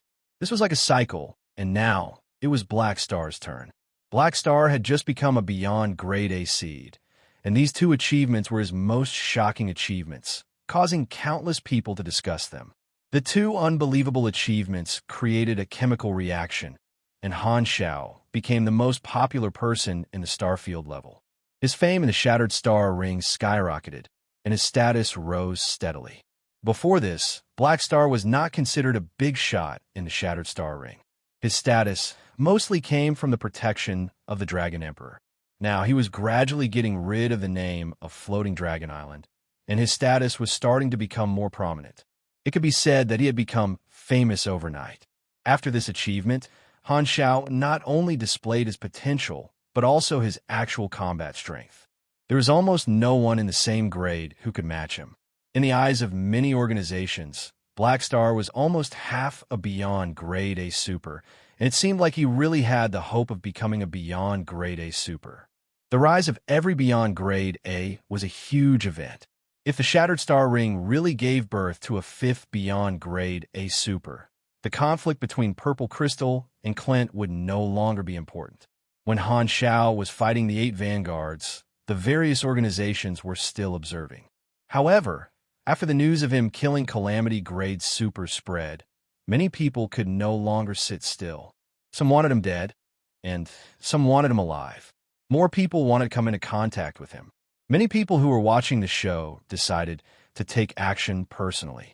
Han Shao did not know that the storm he created had already caused the influence of the secret war to gradually exceed its original scope. A whirlpool hidden under the secret war was slowly brewing. At this time, Clint and Purple Crystal knew nothing about this. They would never have thought that this war would eventually break out of their control. Bloodshed Land Headquarters, Planet Heber, Tyrant's Palace. The mountain-like Heber sat on the floating throne and looked down at Jode, who was trembling under his feet. Tamaria is dead? Jode's body trembled. He did not dare raise his head and looked at the ground. She died in the hands of Black Star. I'm responsible for it too. There was a problem with my intelligence. It was not a big deal if those Calamity-grade supers died, but Tamaria was different. She was one of the core members who had followed Bloodshed Land since the very beginning and had even been personally taught by the Tyrant. The death of a senior adjudicator was definitely a huge loss. I understand. Heber's tone was calm. Jode stood there for a while, but Han Shao did not continue. He was slightly stunned and carefully asked, "What do you plan to do?" "Dying in a war is the end of a warrior," Heber said slowly. "Since it's a war, of course, if you can kill, others can kill you too." Jode was stunned. Did this mean that the Tyrant was not planning to take revenge? I thought you thought I would be furious and immediately take revenge for Tamaria?" Heber frowned. "Then, what do I need you for?" Heber was domineering, but that did not mean that he was rash. He could keep his composure and would not change his plans just because 1 or 2 of his subordinates died. The other party did not have any Beyond Grade as, so he would not take action easily. This was something he had discussed with Clint long ago. If it were any other time, Heber would protect his subordinates. However, in a war, his heart was as hard as steel. War was a training of blood and fire. Heber would not protect his subordinates. He needed his subordinates to grow in the flames of war. Even if all of them died, he would not feel any heartache. His organization was a tool in his hands, not his weakness. Jode was speechless. However, this matter will not be settled just like that. Heber changed the topic. What do you mean? Jode asked honestly.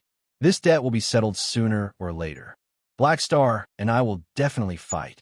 Heber calmly said. He has the potential to become a beyond grade A, but he's still a calamity grade. It's too boring for me to kill him now, so I'll give him time to grow. During the war, if he remains a calamity grade, I won't do anything to him. However, as long as he becomes a beyond grade A, I'll personally take action and kill him. After pausing for a while, Heber continued.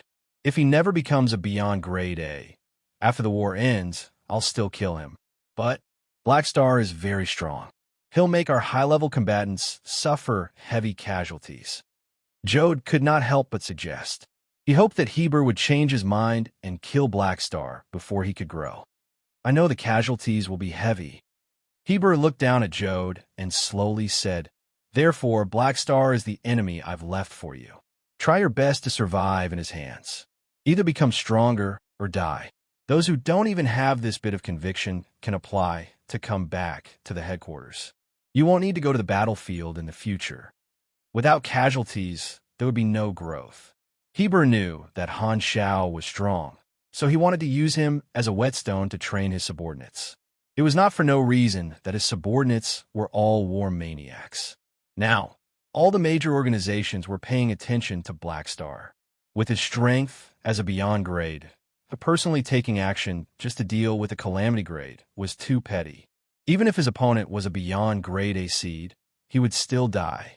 Heber did not care about killing Black Star. In his eyes, this was not only the action of a petty person, but also a short-sighted one. Killing Black Star in advance would at most clear the obstacles in this war and reduce the casualties. In Heber's eyes, this was far from the benefits of killing a beyond grade A.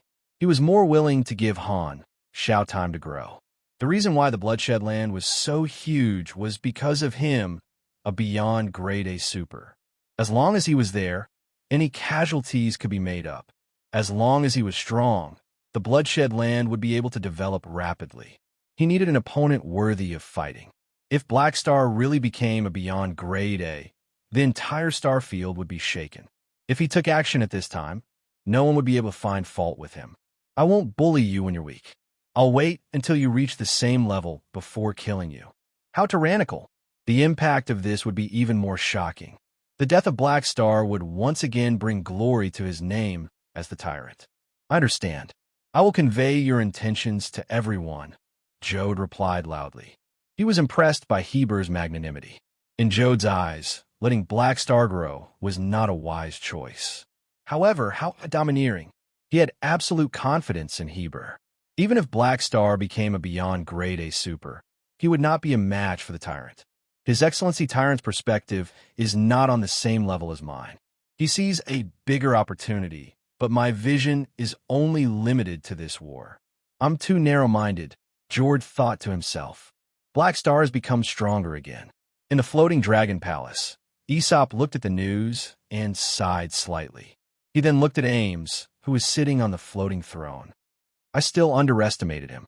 Back then, I wanted Black Star to become your right-hand man, but I did not expect him to grow so quickly. Sooner or later, he will ask to leave Floating Dragon Island. Ames was silent. She hoped that Han Shao would become stronger, but she did not want Han Shao to leave her side. Aesop sighed. He has always done his best for Floating Dragon Island, but I have interacted with many beyond grade As. Other than the official experts of the 3 universal civilizations, no one is willing to be under someone else. I know you value him, but the Shattered Star Ring is huge. He won't be your subordinate forever. He won't be able to leave, Ames said coldly. Aesop frowned. Don't be stubborn. No matter what, Black Star is your friend. With this relationship, the two of you will definitely be allies. There's no need to have conflicts with him. I said, he won't be able to leave. Ames raised her voice and interrupted Aesop. She lowered her eyes.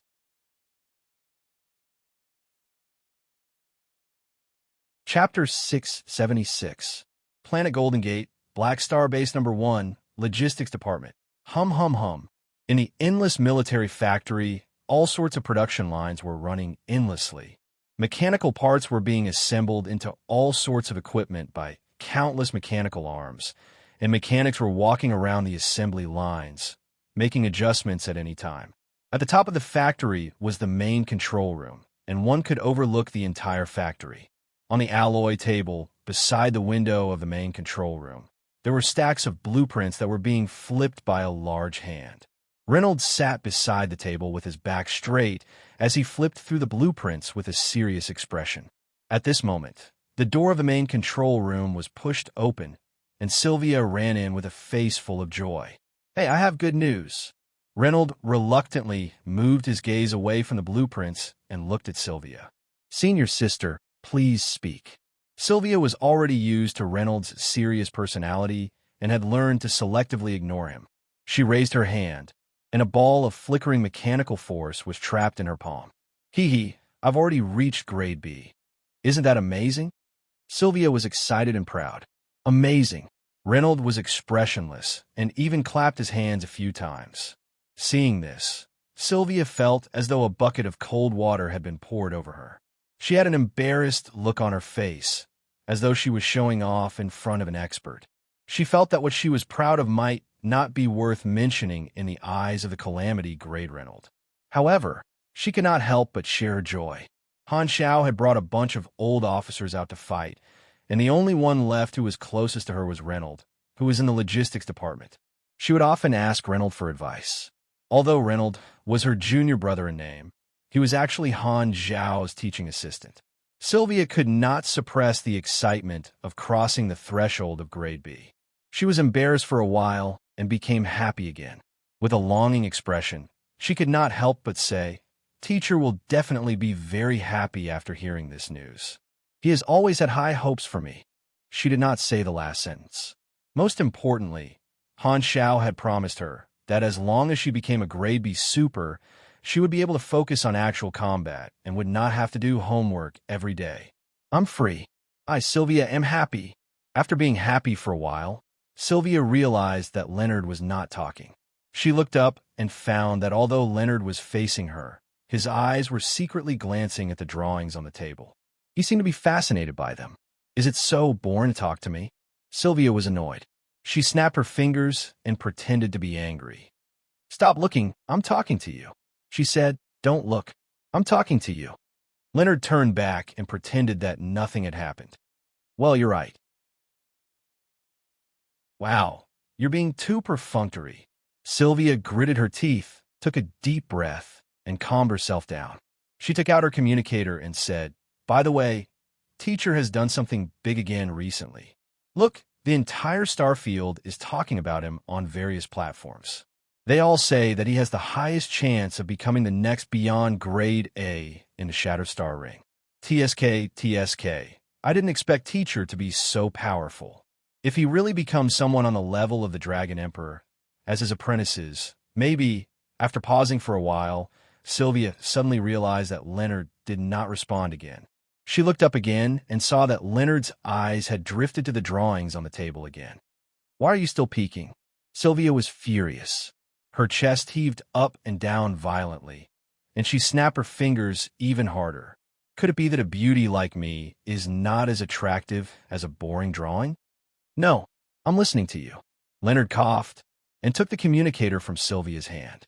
He glanced at the news on it, and his face became serious again. He muttered to himself, "Black Star, beyond grade A seed." Seeing that Leonard was deep in thought, Sylvia's anger dissipated, and a smug expression appeared on her exquisite and beautiful oval face. She looked lively and lively. As Han Xiao's secretary, she knew that Leonard's contract was about to end. For the sake of the Black Star Corps, she felt that she had to let Leonard stay. According to her understanding of Leonard, this person's desire to learn had even exceeded his physical desire. Sylvia felt that the best way was to constantly remind him that her teacher was getting stronger and stronger, and let him know how outstanding her teacher was. Only then would Leonard have a chance to continue learning from Black Star and working for the army. Although Sylvia did not really want to share her teacher with Leonard, for the sake of the army, she decided to bear the pain. Beyond grade A. Beyond grade... Leonard muttered to himself. He usually had a serious face, but at this moment, he had a worried expression. Maybe Blackstar can solve this problem completely. What? Sylvia did not understand. Nothing. Reynolds came back to his senses and became serious again. At the same time, in the training camp of Blackstar Base No. 1, Brock put down the communicator that was broadcasting the news with a gloomy expression. He picked up the wine glass, wanted to take a sip of the smoked wine to calm himself down, but he realized that his hand was trembling slightly. He was a remnant of the Dark Star. After the disappearance of the Dark Star leader, he remembered his mission and believed that the leader would definitely return. Thus, he joined the Black Star Corps and hid there, hoping to become an important chess piece for the leader one day.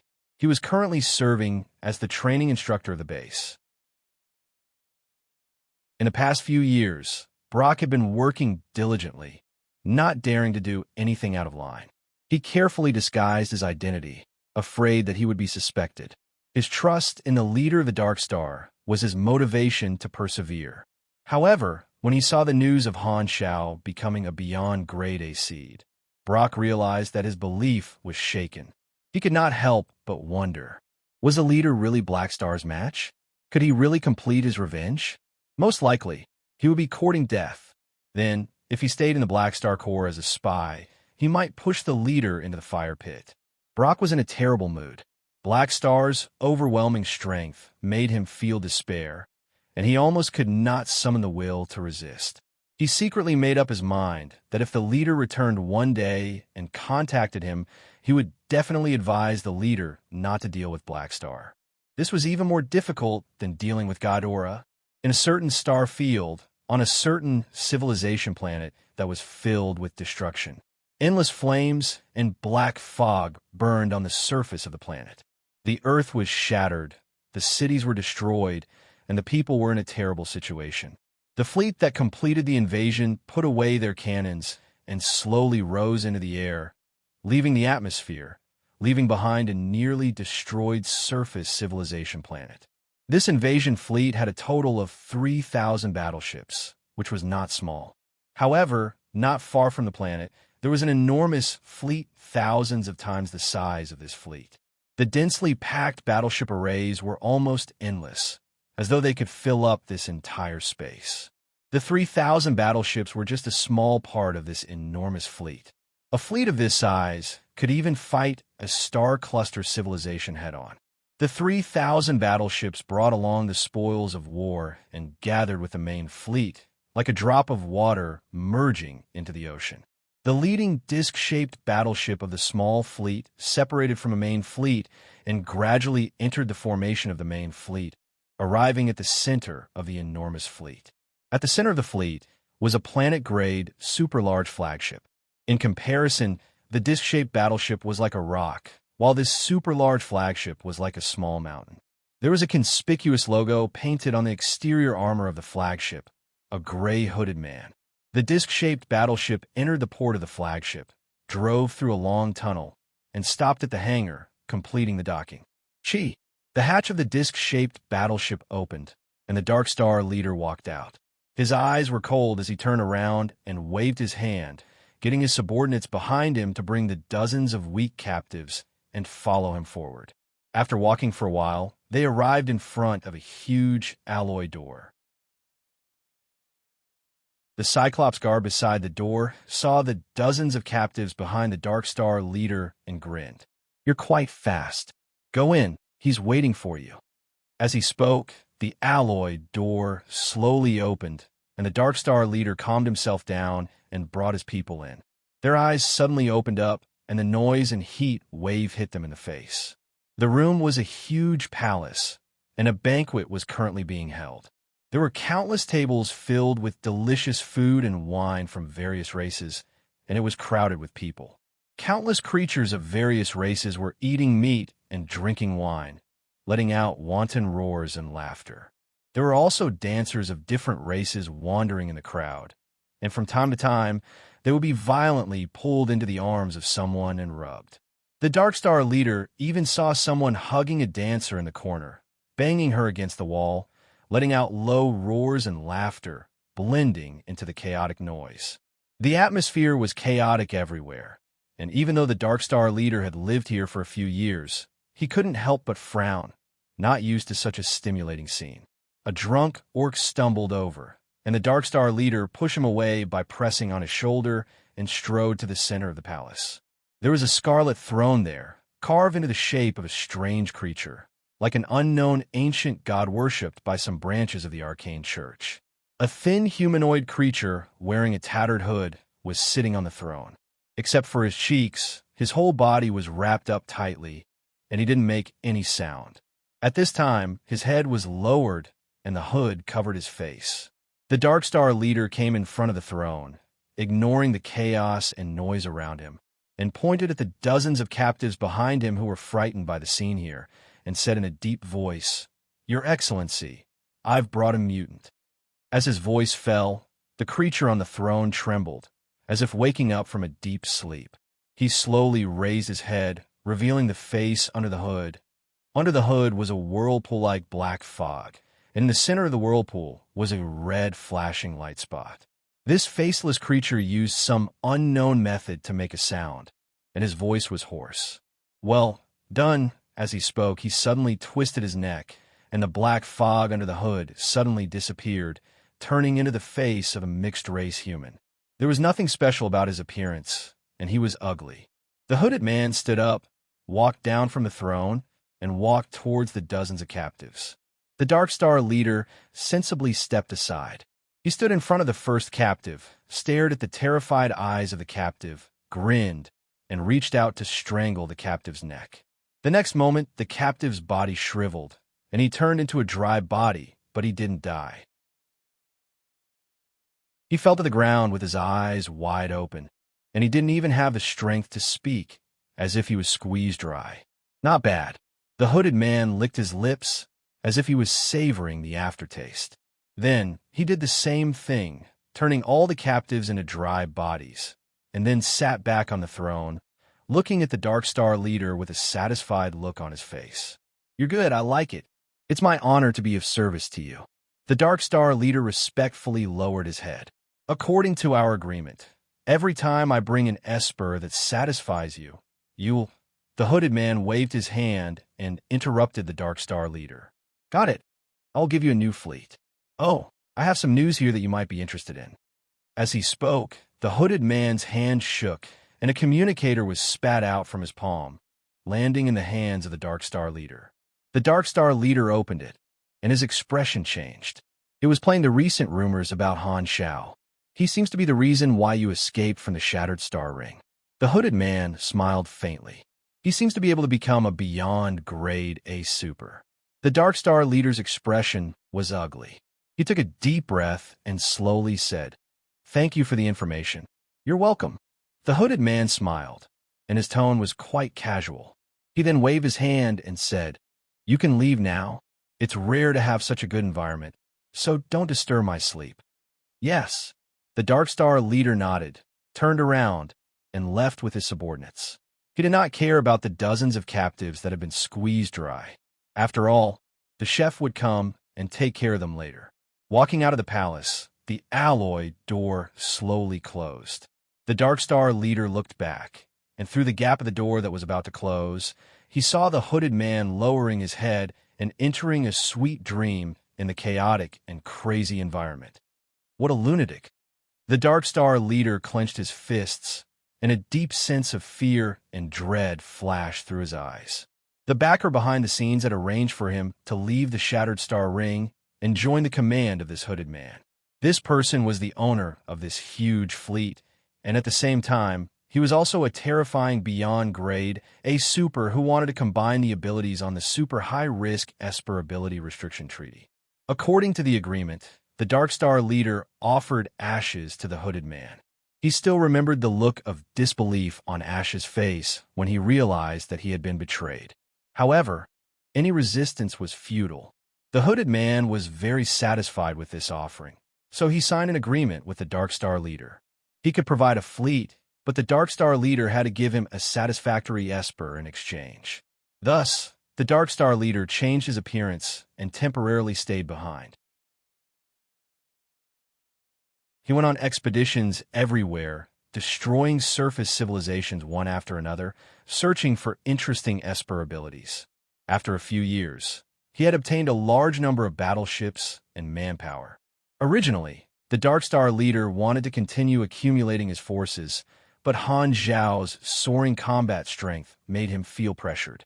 Looking at this trend, it seemed like Blackstar really had a chance to become a beyond Grade A super. At that time, it would be useless for him to return. If the Garden Star system was guarded by a beyond Grade A super, no one would be able to do anything, and the Darkstar would not have a chance to rise again. I have to return as soon as possible, or it will be too late. The Darkstar leader secretly made up his mind.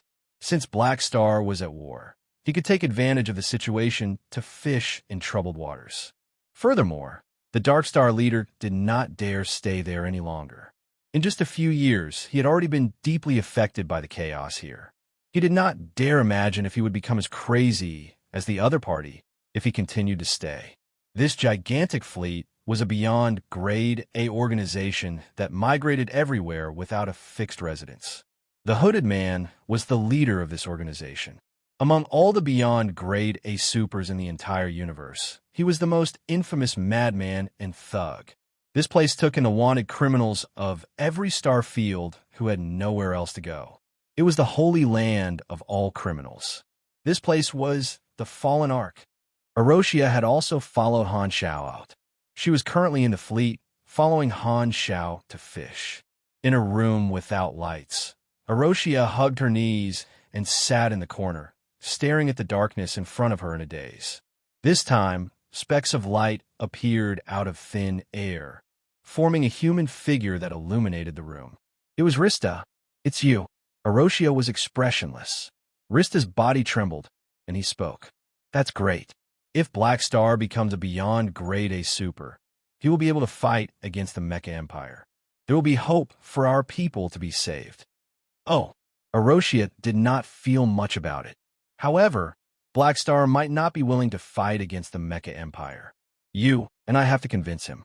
He's our greatest hope," Rista said. Erosia was silent for a moment before suddenly asking, "He might die in battle, right? Everything is possible. Nothing is absolute."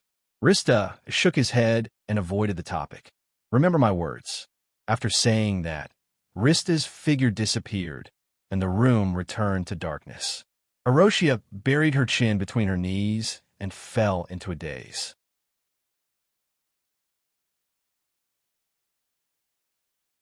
Chapter 677. The battle to destroy the hyperdrive base station had been going on for more than half a month, and Bloodshed Land seemed to have become wary. The two sides did not have any large-scale conflicts for the time being and had been fighting on a small scale. Purple Crystal did not have any new missions for Han Xiao, so he led the fleet around and waited for orders. During this time, Han Xiao had been studying the spoils of war, which was an armed satellite fortress. At that time, there had been a total of 9 armed satellite fortresses. After destroying the base station, the other armed satellite fortresses had all been captured by the fleet. Han Xiao had also obtained a copy from Mord and brought it back to study. The blueprint of such a large mechanical satellite was very valuable, and the model was called Unyielding Shield Military Satellite Fortress. Han Xiao had been slowly deriving the blueprint for the past half a month. Although he lacked the necessary cutting-edge knowledge and could not obtain the complete blueprint, he had obtained some useful technology, such as the stellar-level shield generator used in the hyperdrive base station. This shield structure could also be used in psionic shields. Although he could not recreate the complete armed satellite fortress, Han Technician had managed to create a scaled-down version of the fortress blueprint. Although it was small in size, its functions were the same as the original, just not as strong. Armed satellite fortresses were basically strategic equipment and could not be considered as combat weapons between supers. Han Xiao planned to turn part of the Black Star base on the administrative planets into armed satellite fortresses, which would at least have a certain degree of mobility. Han Xiao had also obtained the special armor of Bloodshed Land's elite troop class, the 1000B Soldier, and turned it into his own blueprint, making some initial improvements. In the machinery modification room, Han Shao stood in front of a row of display cabinets and looked at the different mechanical suits in them. 1000B soldier armor, Sunil NCO class, commander class armor, my snake mechanical suit, and some standard mechanical suit blueprints. If I combine them all together, I should be able to get some high-quality intermediate mechanical suit blueprints. Han Shao stroked his chin and thought to himself.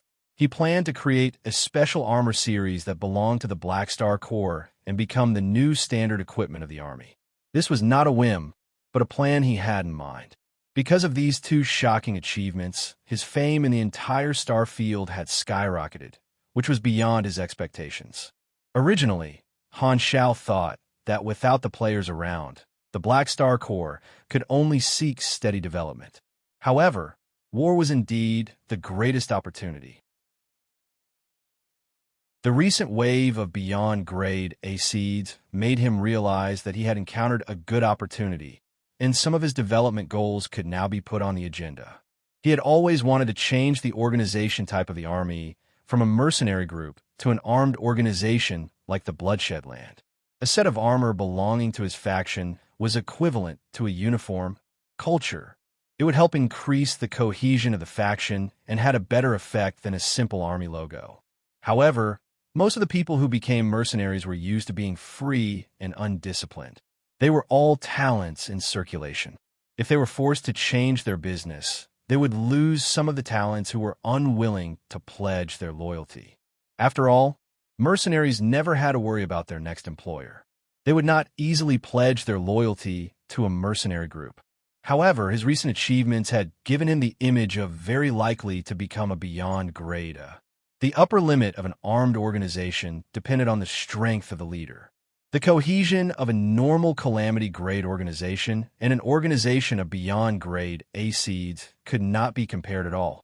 For example, if the Bloodshed Land had developed to its current scale without the tyrant, it would have been filled with conflicts. Internally, the calamity grades were in charge, and there would be internal conflicts and factional struggles. Externally, without a beyond grade A leader, no matter how huge the organization was, there would be no one who could control it. There would be no cohesion, and it would be like a plate of loose sand. Therefore, the leader who could suppress everything would determine the upper limit of an armed organization. Han Shao had been like the sun in the sky recently, and his fame had already exceeded the scope of a normal calamity grade. Through his connections, he had learned that many intelligence organizations even called him half a beyond grade A. There were countless organizations that were optimistic about him becoming a true beyond grade A. The galactic organizations were not blind. He had his achievements as evidence, so no one would look down on him for no reason. The position of the leader of the faction would rise. This way, the attractiveness of the Black Star Corps would change completely. Even the mercenaries knew that following someone who had the potential to become a beyond grade A would have a brighter future, and the number of talents lost would be greatly reduced. Not only that, with his current position, he would even be able to attract more talents. Due to my own fame, the influence of the Black Star Corps is also increasing day by day. This is the perfect opportunity to expand on a large scale. Han Xiaoxin was in a good mood. He had originally wanted to develop his organization with the support of the Amethyst civilization, but he did not expect to receive such a pleasant surprise. With his own fame, he seemed to be able to complete the organization's development blueprint during the update period. Strength was indeed the most important thing. This expansion is an opportunity to increase the level of the Black Star Corps.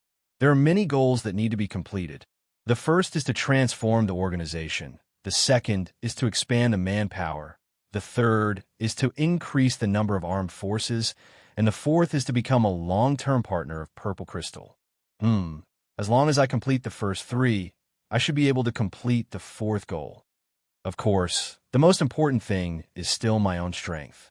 After dealing with these trivial matters, I have to find some time to obtain the Silver Legacy blueprints, complete the class advancement mission, and complete the level 200 promotion as soon as possible. The stronger I am, the faster the army will develop. Han Shao pondered and quickly made a list of goals in his heart. Before the battle, he did not expect that he would be able to achieve such a crushing performance and cause such a stir? Now, it seemed that the development plan he had set back then was too conservative. This wave of discussions about him was a once-in-a-lifetime opportunity. If he did not take advantage of this storm, he would not be able to live up to his code name. Dong dong dong.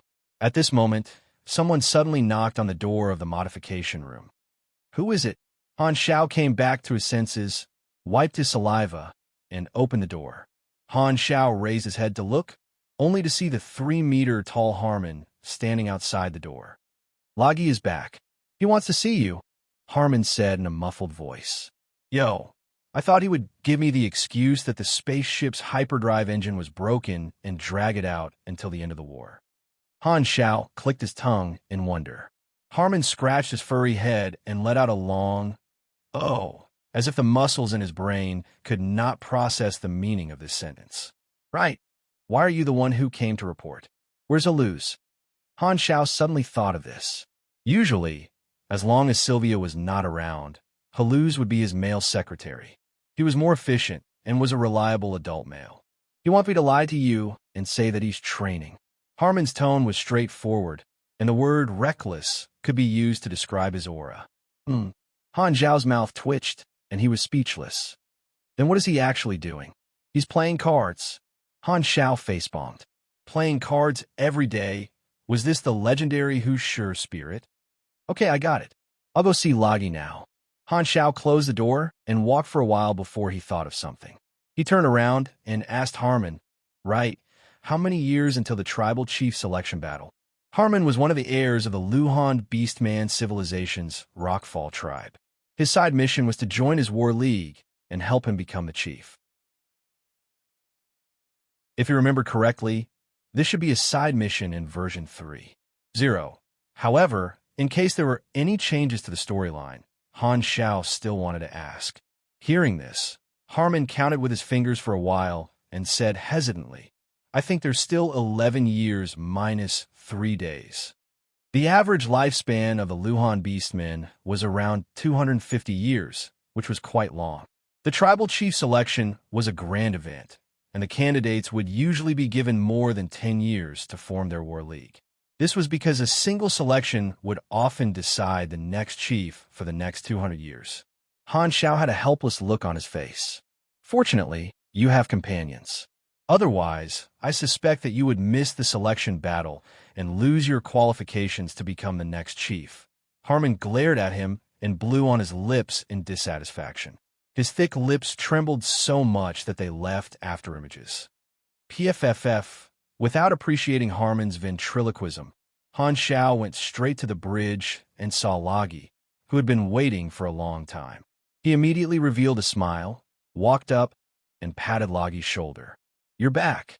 Yes, I didn't die on the way, Lagi muttered. I feel like I've used up all the luck I have left in my life. Han Xiao's smile froze. You're too inauspicious. No matter when or where, seeing Lagi's thick aura of defeat, Han Xiao felt that it was an eyesore. Cough. Do you still remember what I said before you left? Han Xiao said helplessly. I remember. Lagi nodded. You said that you would cancel my workload and give me a raise. No, I didn't. Don't spout nonsense. Han Xiao gritted his teeth. I said that when you come back, you'll be my vice captain. Oh, then I remembered wrongly. Lagi's expression did not change. Really? Han Xiao had a suspicious look on his face. Why do I feel like he did it on purpose? Hearing this, Lagi's expression became dejected. He muttered to himself, You actually don't trust me. Sigh, I should have thought about it. A person like me has no credibility. That's enough. Han Xiao had a headache, and his cheeks hurt. He said helplessly, Since you don't have any objections, then I will announce to the entire army that you are the first vice captain. All right, I also plan to announce your past. You were once the forbidden sorcerer commander of the Hidden Red Robe Abbey. This will raise your status, and no one will be dissatisfied with you. Do you have a problem with that? Lagi nodded, indicating that he did not have any objections. He emphasized, Don't forget, you promised that my vice captain position is just a title, and my workload will not increase. Didn't you King remember it very clearly? Han Xiao wished that he could take out his gun and shoot Lagi. Screw you, screw you. The appointment of the vice captain was quickly sent to the communicators of the hundreds of thousands of official members of the Black Star Corps. Opening the resume page of the Black Star Army, under the leader column, there was finally a name for the vice captain position that had always been empty: Lagi Schwal. Lagi had just joined not long ago, so there was still a large number of low to mid-level mercenaries in the entire army who did not know him. They could not help but open Lagi's resume with curiosity, doubt, and surprise, and were shocked. Not only was this new vice captain a grade A+ super, but he was also once the forbidden sorcerer commander of the hidden Red Robe Abbey and the fourth disciple of Magus Austin. Lagi's past was indeed very shocking, and not many outsiders knew about the dispute between Lagi and Austin. In the eyes of everyone, this was a core member of a beyond grade organization jumping ship to the Black Star Corps. Han Shao was at the peak of his fame, and his every move attracted the attention of countless people. Not only were the army members shocked, but the various organizations that were paying attention to him were also shocked. A core member of the Magus Guild had become the vice captain of the Black Star Corps. Was this a collaboration between the strong? Including the army members, countless people had a subtle change in their perception of the Black Star Corps. Black Star's recent achievements and the momentum of the Black Star Corps' expansion seemed to show an unstoppable rise. Everyone could see that Black Star was trying to use his skyrocketing influence to support the Black Star Corps, wanting to enter the ranks of the big shots in a star field. A question that followed suddenly attracted the interest of the various organizations. If Black Star wanted to rise, what would Floating Dragon do? After all, the Black Star Corps was Floating Dragon's field team in name. Now that Black Star had shown the potential of a beyond grade, if he really fulfilled his potential with the ambition that Black Star had shown, would he continue to be below Ames? Although it was still unknown whether Black Star could become a beyond grade A, his ambition was not so easily retracted. A skyrocketing status would definitely change Black Star's mind, causing his ambition to grow. Thinking of the various possibilities in the future, countless people were excited. If the announcement of the vice captain had attracted a lot of attention, then what Han Shao announced next caused an earthquake. The Black Star Corps had publicly issued a large-scale recruitment order to the entire Shattered Star Ring. Han Shao was prepared to make use of the beyond grade A seed to recruit a large number of talents. He believed that there were plenty of people who were willing to bet that he could become a beyond grade A super. Joining at this time was more important than joining a ready-made beyond grade A organization. It was equivalent to a partner in the early stages of a startup, with the possibility of becoming a core member of a beyond grade A organization in the future. Even if they lost the bet, they would only lose some time, and the loss would be within an acceptable range. This was a huge gamble that reaped huge profits. Following the call of the Black Star Corps, there were more than 10 star cluster regions in the Shattered Star Ring. Countless strong individuals, countless organizations.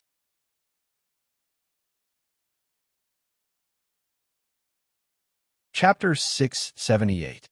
The moment the Black Star Corps recruitment order was released, more than half of the star field went into an uproar. In just 10 days, Philip had received countless resumes from all over the Shattered Star Ring. Using this wave of public opinion, the number of applicants this time far exceeded any previous recruitment. The target was not limited to mercenaries. As long as they were not wanted, they would be treated equally. Philip eliminated the weaker applicants and selected the first batch of talents. There were a total of 1 million of them, which was even more than the total number of people in the Black Star Corps. This directly increased the number of people in the army by a few times. The 1 million people were only the first batch of rookies and was not the final result. Han Shao did not plan to control the scale this time. With his strength and fame, he already had the qualifications to form a super large organization. He planned to make use of this opportunity to gain some benefits. Now was not the time to consider whether a large-scale expansion would cause indigestion. This recruitment was not only for the talents, but also for the rise of the Black Star Corps. The more sensational the response, the higher the position of the Black Star Corps in the entire star field. This would allow the recruitment result to be combined with one's fame, leaving a deep impression in the hearts of countless organizations and becoming a famous organization in the Shattered Star Ring. The Black Star Corps was still a far cry from large star cluster-level organizations in terms of strength and foundation. However, this did not hinder him from increasing the fame of his faction first. This would be very beneficial for his future development. From Han Zhao's perspective, this was not considered a waste of public opinion.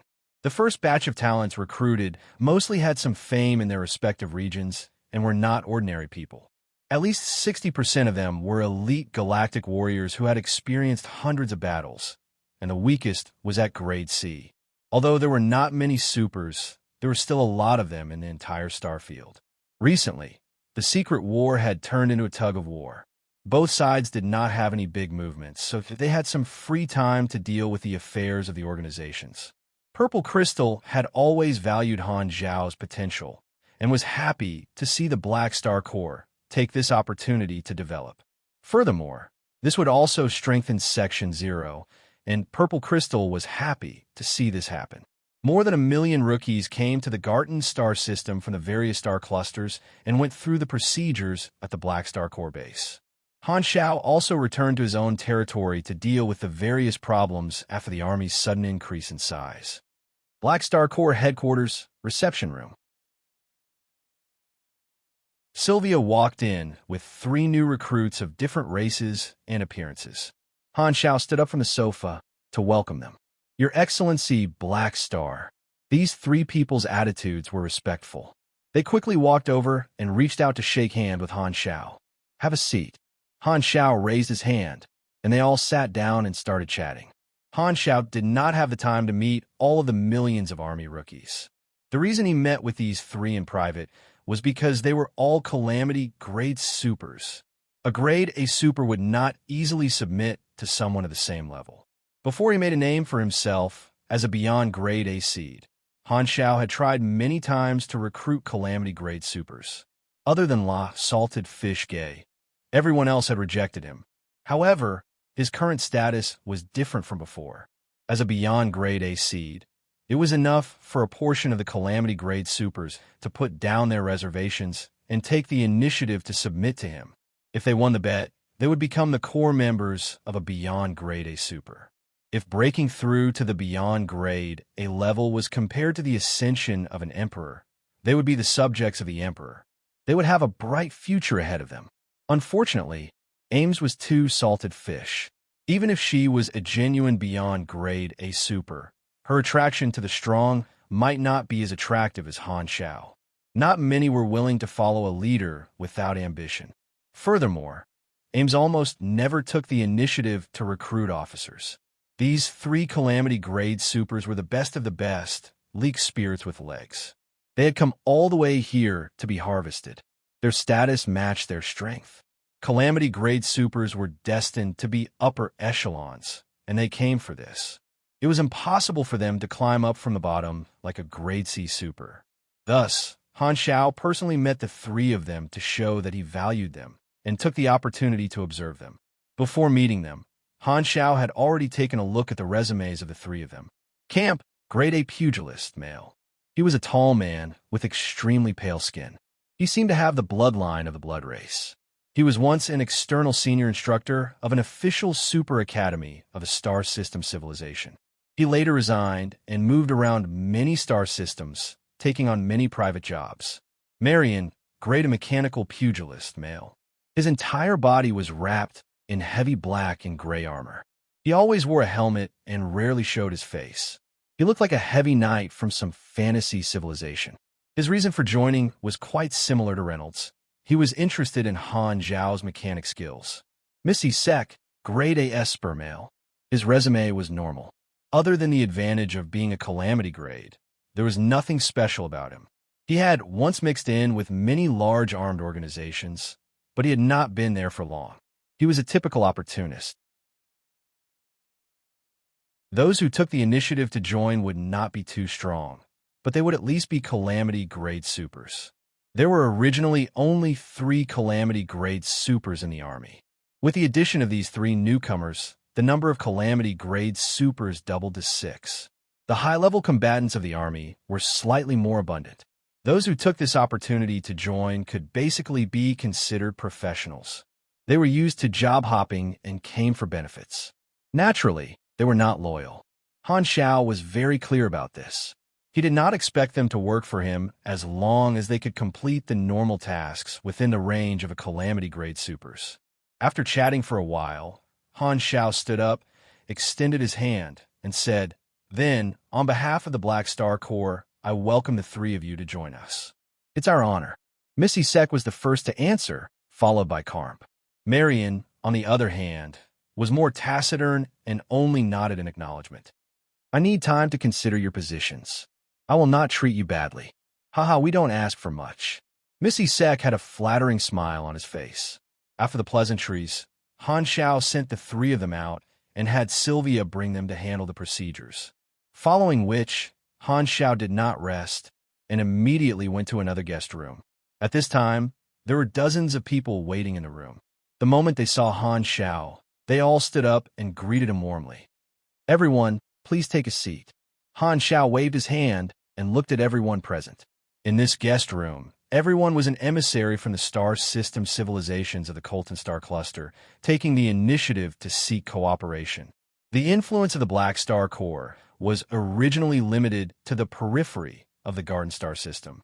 Now, the other star systems of the Colton Star System had also taken a fancy to Han Xiao's potential and the development of the Black Star Corps. "Your Excellency Black Star, I'm an emissary from the Black Raven civilization. We hope that the Black Star Corps can build a base in our civilization's territory. For this, the Black Raven civilization is willing to pay a cooperation fee every year and open up internal resource trading channels. Furthermore, we will give the Black Star Corps the right to mine resource planets in a certain area. I'm an emissary from the Holy Stone civilization. Our conditions are the same as the Black Raven civilizations, and the cooperation fee can be increased."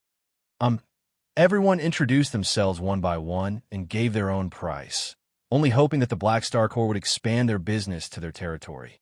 This was equivalent to them taking the initiative to help Han Xiao expand his forces. These star system civilizations could clearly see that the Black Star had already formed a connection with the boss of this star cluster, and he himself had hopes of becoming a beyond grade A super. This meant that the Black Star Corps would very likely become a beyond grade A organization in the Colton Star Cluster in the future. Thus, it was naturally worth it to rope him in now. Now that the Black Star Corps' base was in the Garden Star System, Serbia V had laughed countless times in his dreams. This meant that Godora would very likely have a beyond grade A in the future. The other star system civilizations wanted the Black Star Corps to expand their business to their territory because of this consideration. Who would not want a beyond grade A organization in their territory? Some star system civilizations that originally did not have such thoughts could not sit still when they saw their competitors doing this. Thus, in this room, almost 80% of the emissaries of the star system civilizations in the entire Colton Star Cluster were gathered. Han Xiao listened and nodded silently. His face was expressionless, but he was secretly tempted. The conditions that these star system civilizations gave were extremely generous. Putting aside the cooperation fee and resource channels, the most valuable thing was the right to mine resource planets on a large scale. Resource planets were very different from uninhabited desolate planets. The former was rich in resources, while the latter was barren. The resource planets were all recorded, and only the civilization in charge of the area had the right to mine them on a large scale.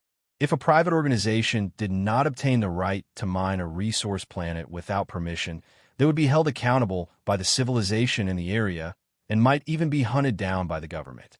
Every civilization placed great importance on resource planets.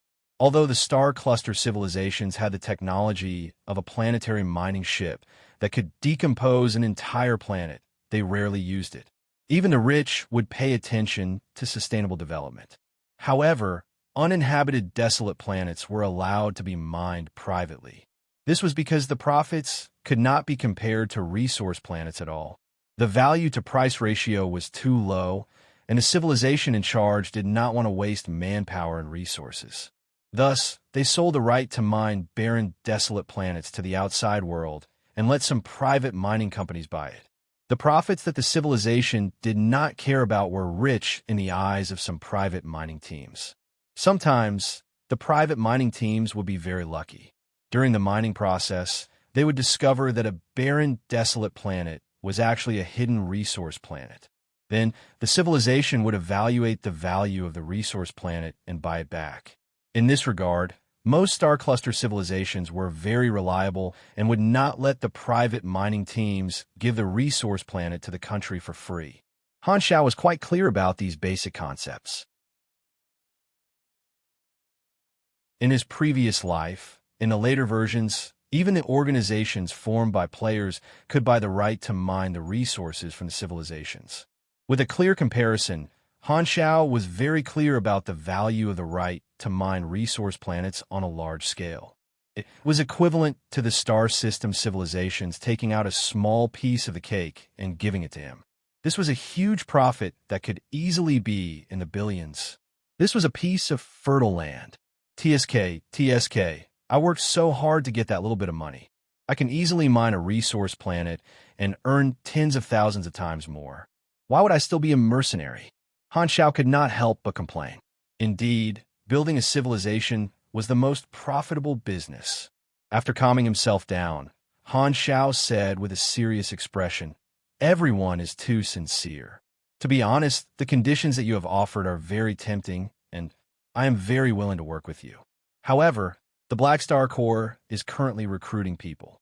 After the recruitment is completed, we will be able to find time to go to your territory to build a base." Hearing this, everyone hurriedly replied, "No problem. We can afford to wait. Of course, we believe in your reputation. Let's sign the contract first." Han Xiao smiled. Since no one has any objections, this matter is settled. Everyone handed over the contract, and Han Xiao signed it all the way. If it was in the past, there would not be so many good opportunities, but now the opportunity had presented itself to him. Han Xiao could not help but think of what Aesop had once said to him. As long as he became a beyond grade, many organizations would take the initiative to share the cake, and he would be able to reach the highest level in a single step. Now, he had only shown a little sign of becoming a beyond grade A, and this trend had already appeared. Aesop really did not lie to him. Seeing that the matter was settled, the emissaries present all heaved a sigh of relief. They could now report back. After sending away this group of satisfied emissaries, Han Xiao did not stop and once again came to a new guest room. He still had matters to deal with. The impact of this expansion was too great. He had to meet all kinds of leaks every day, and he was so busy that his feet did not even touch the ground. The connections that he had created had to be completed even if he had to hold back his tears. However, all that he had received were rich benefits, and the busier Han Xiao was, the more satisfied he was. Pushing open the door of the new guest room, a few people inside turned around and greeted him with a smile. This room was filled with old acquaintances who were closer to him. They were all important figures in the Shattered Star Ring mercenary industry. The army commander of the Netherworld Legion, Underworld Feather, the leader of the Sky Ring Army, Giraja, and the army commanders of a few other large armies. Brothers, long time no see. Han Xiao greeted them and curiously said, "You guys were so secretive in the communication channel. Why do you have to talk to me face to face?" The few army commanders looked at each other and chuckled. The Sky Ring Army commander, Giraja, stroked his needle-like beard, blinked, and said, "We're here to invite you." "Invite me to do what?" As you know, the situation in the Shattered Star Ring has been very turbulent recently, and opportunities are everywhere. It's very difficult for a single army to monopolize the war of mercenaries. I've discussed with some army commanders, and we've decided to integrate all the mercenary organizations in the Shattered Star Ring to form an alliance. This will make it easier for us to participate in the star system missions. In such chaotic times, we need to work together and seize the opportunity. Without waiting for Han Xiao to reply, Underworld Feather stroked her thin eyebrows and lazily added, "Black Star, Since you've been so active recently, why don't you lead the Mercenary Alliance in the Shattered Star Ring? You definitely won't find it troublesome anyway. Giraja coughed and hurriedly said, Ahem, what she means is that your appeal is far greater than any of our mercenary armies. The reason we're here to look for you is to recommend you to be the founder of the Alliance. Han Shao raised his brows and was a little surprised. This was a branch storyline in version 3.0 in his previous life, Shattered Star Ring Alliance. The various large mercenary armies had joined hands and integrated the scattered mercenary organizations in the Shattered Star Ring, forming a super large mercenary alliance. They had developed together and became a very popular faction among the players. He did not expect that this group of army commanders would recommend him to be the leader. He had actually interfered in this storyline in such a way.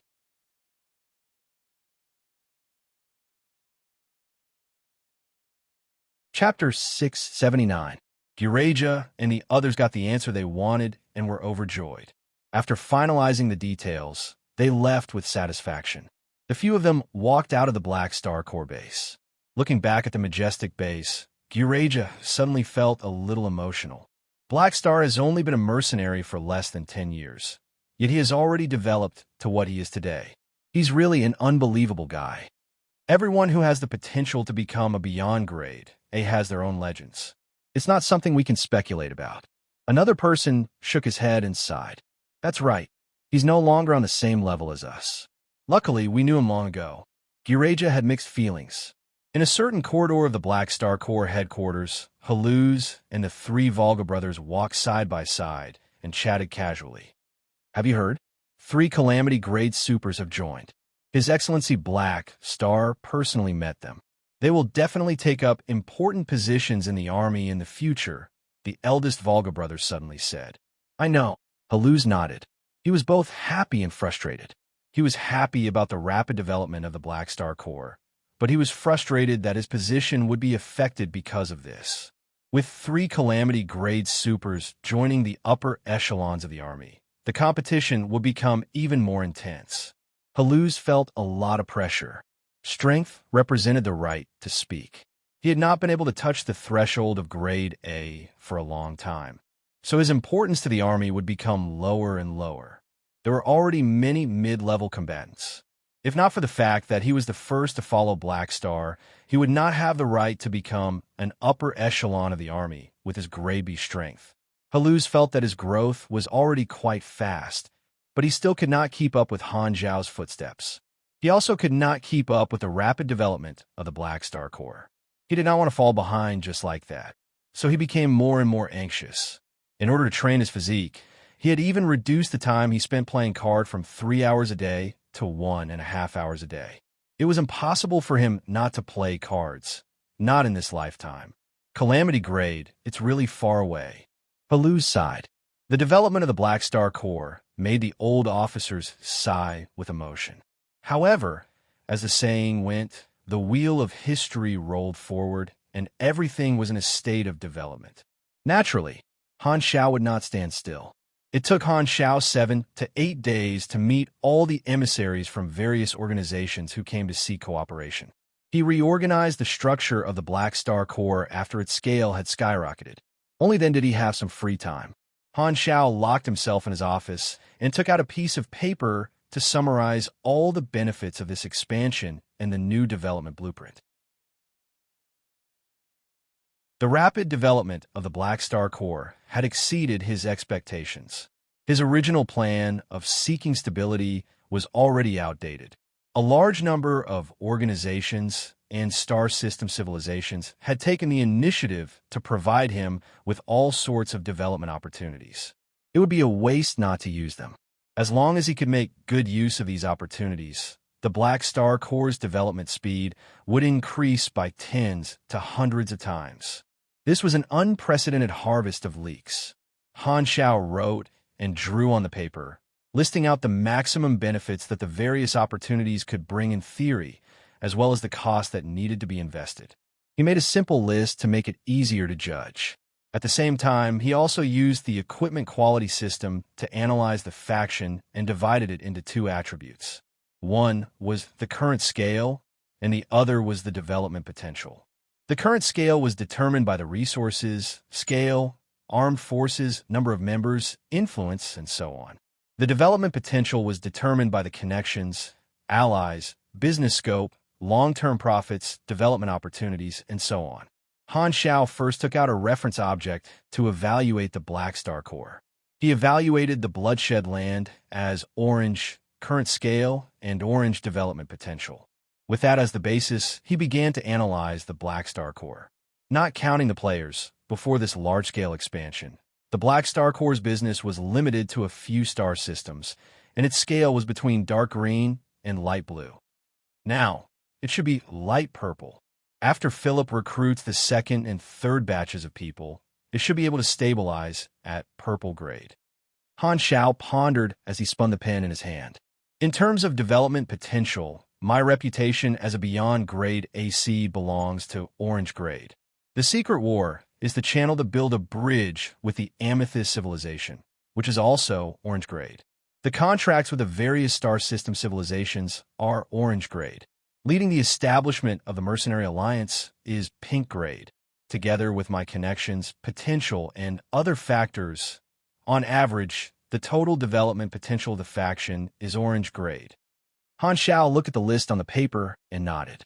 This would allow him to understand the development of the Black Star core more directly.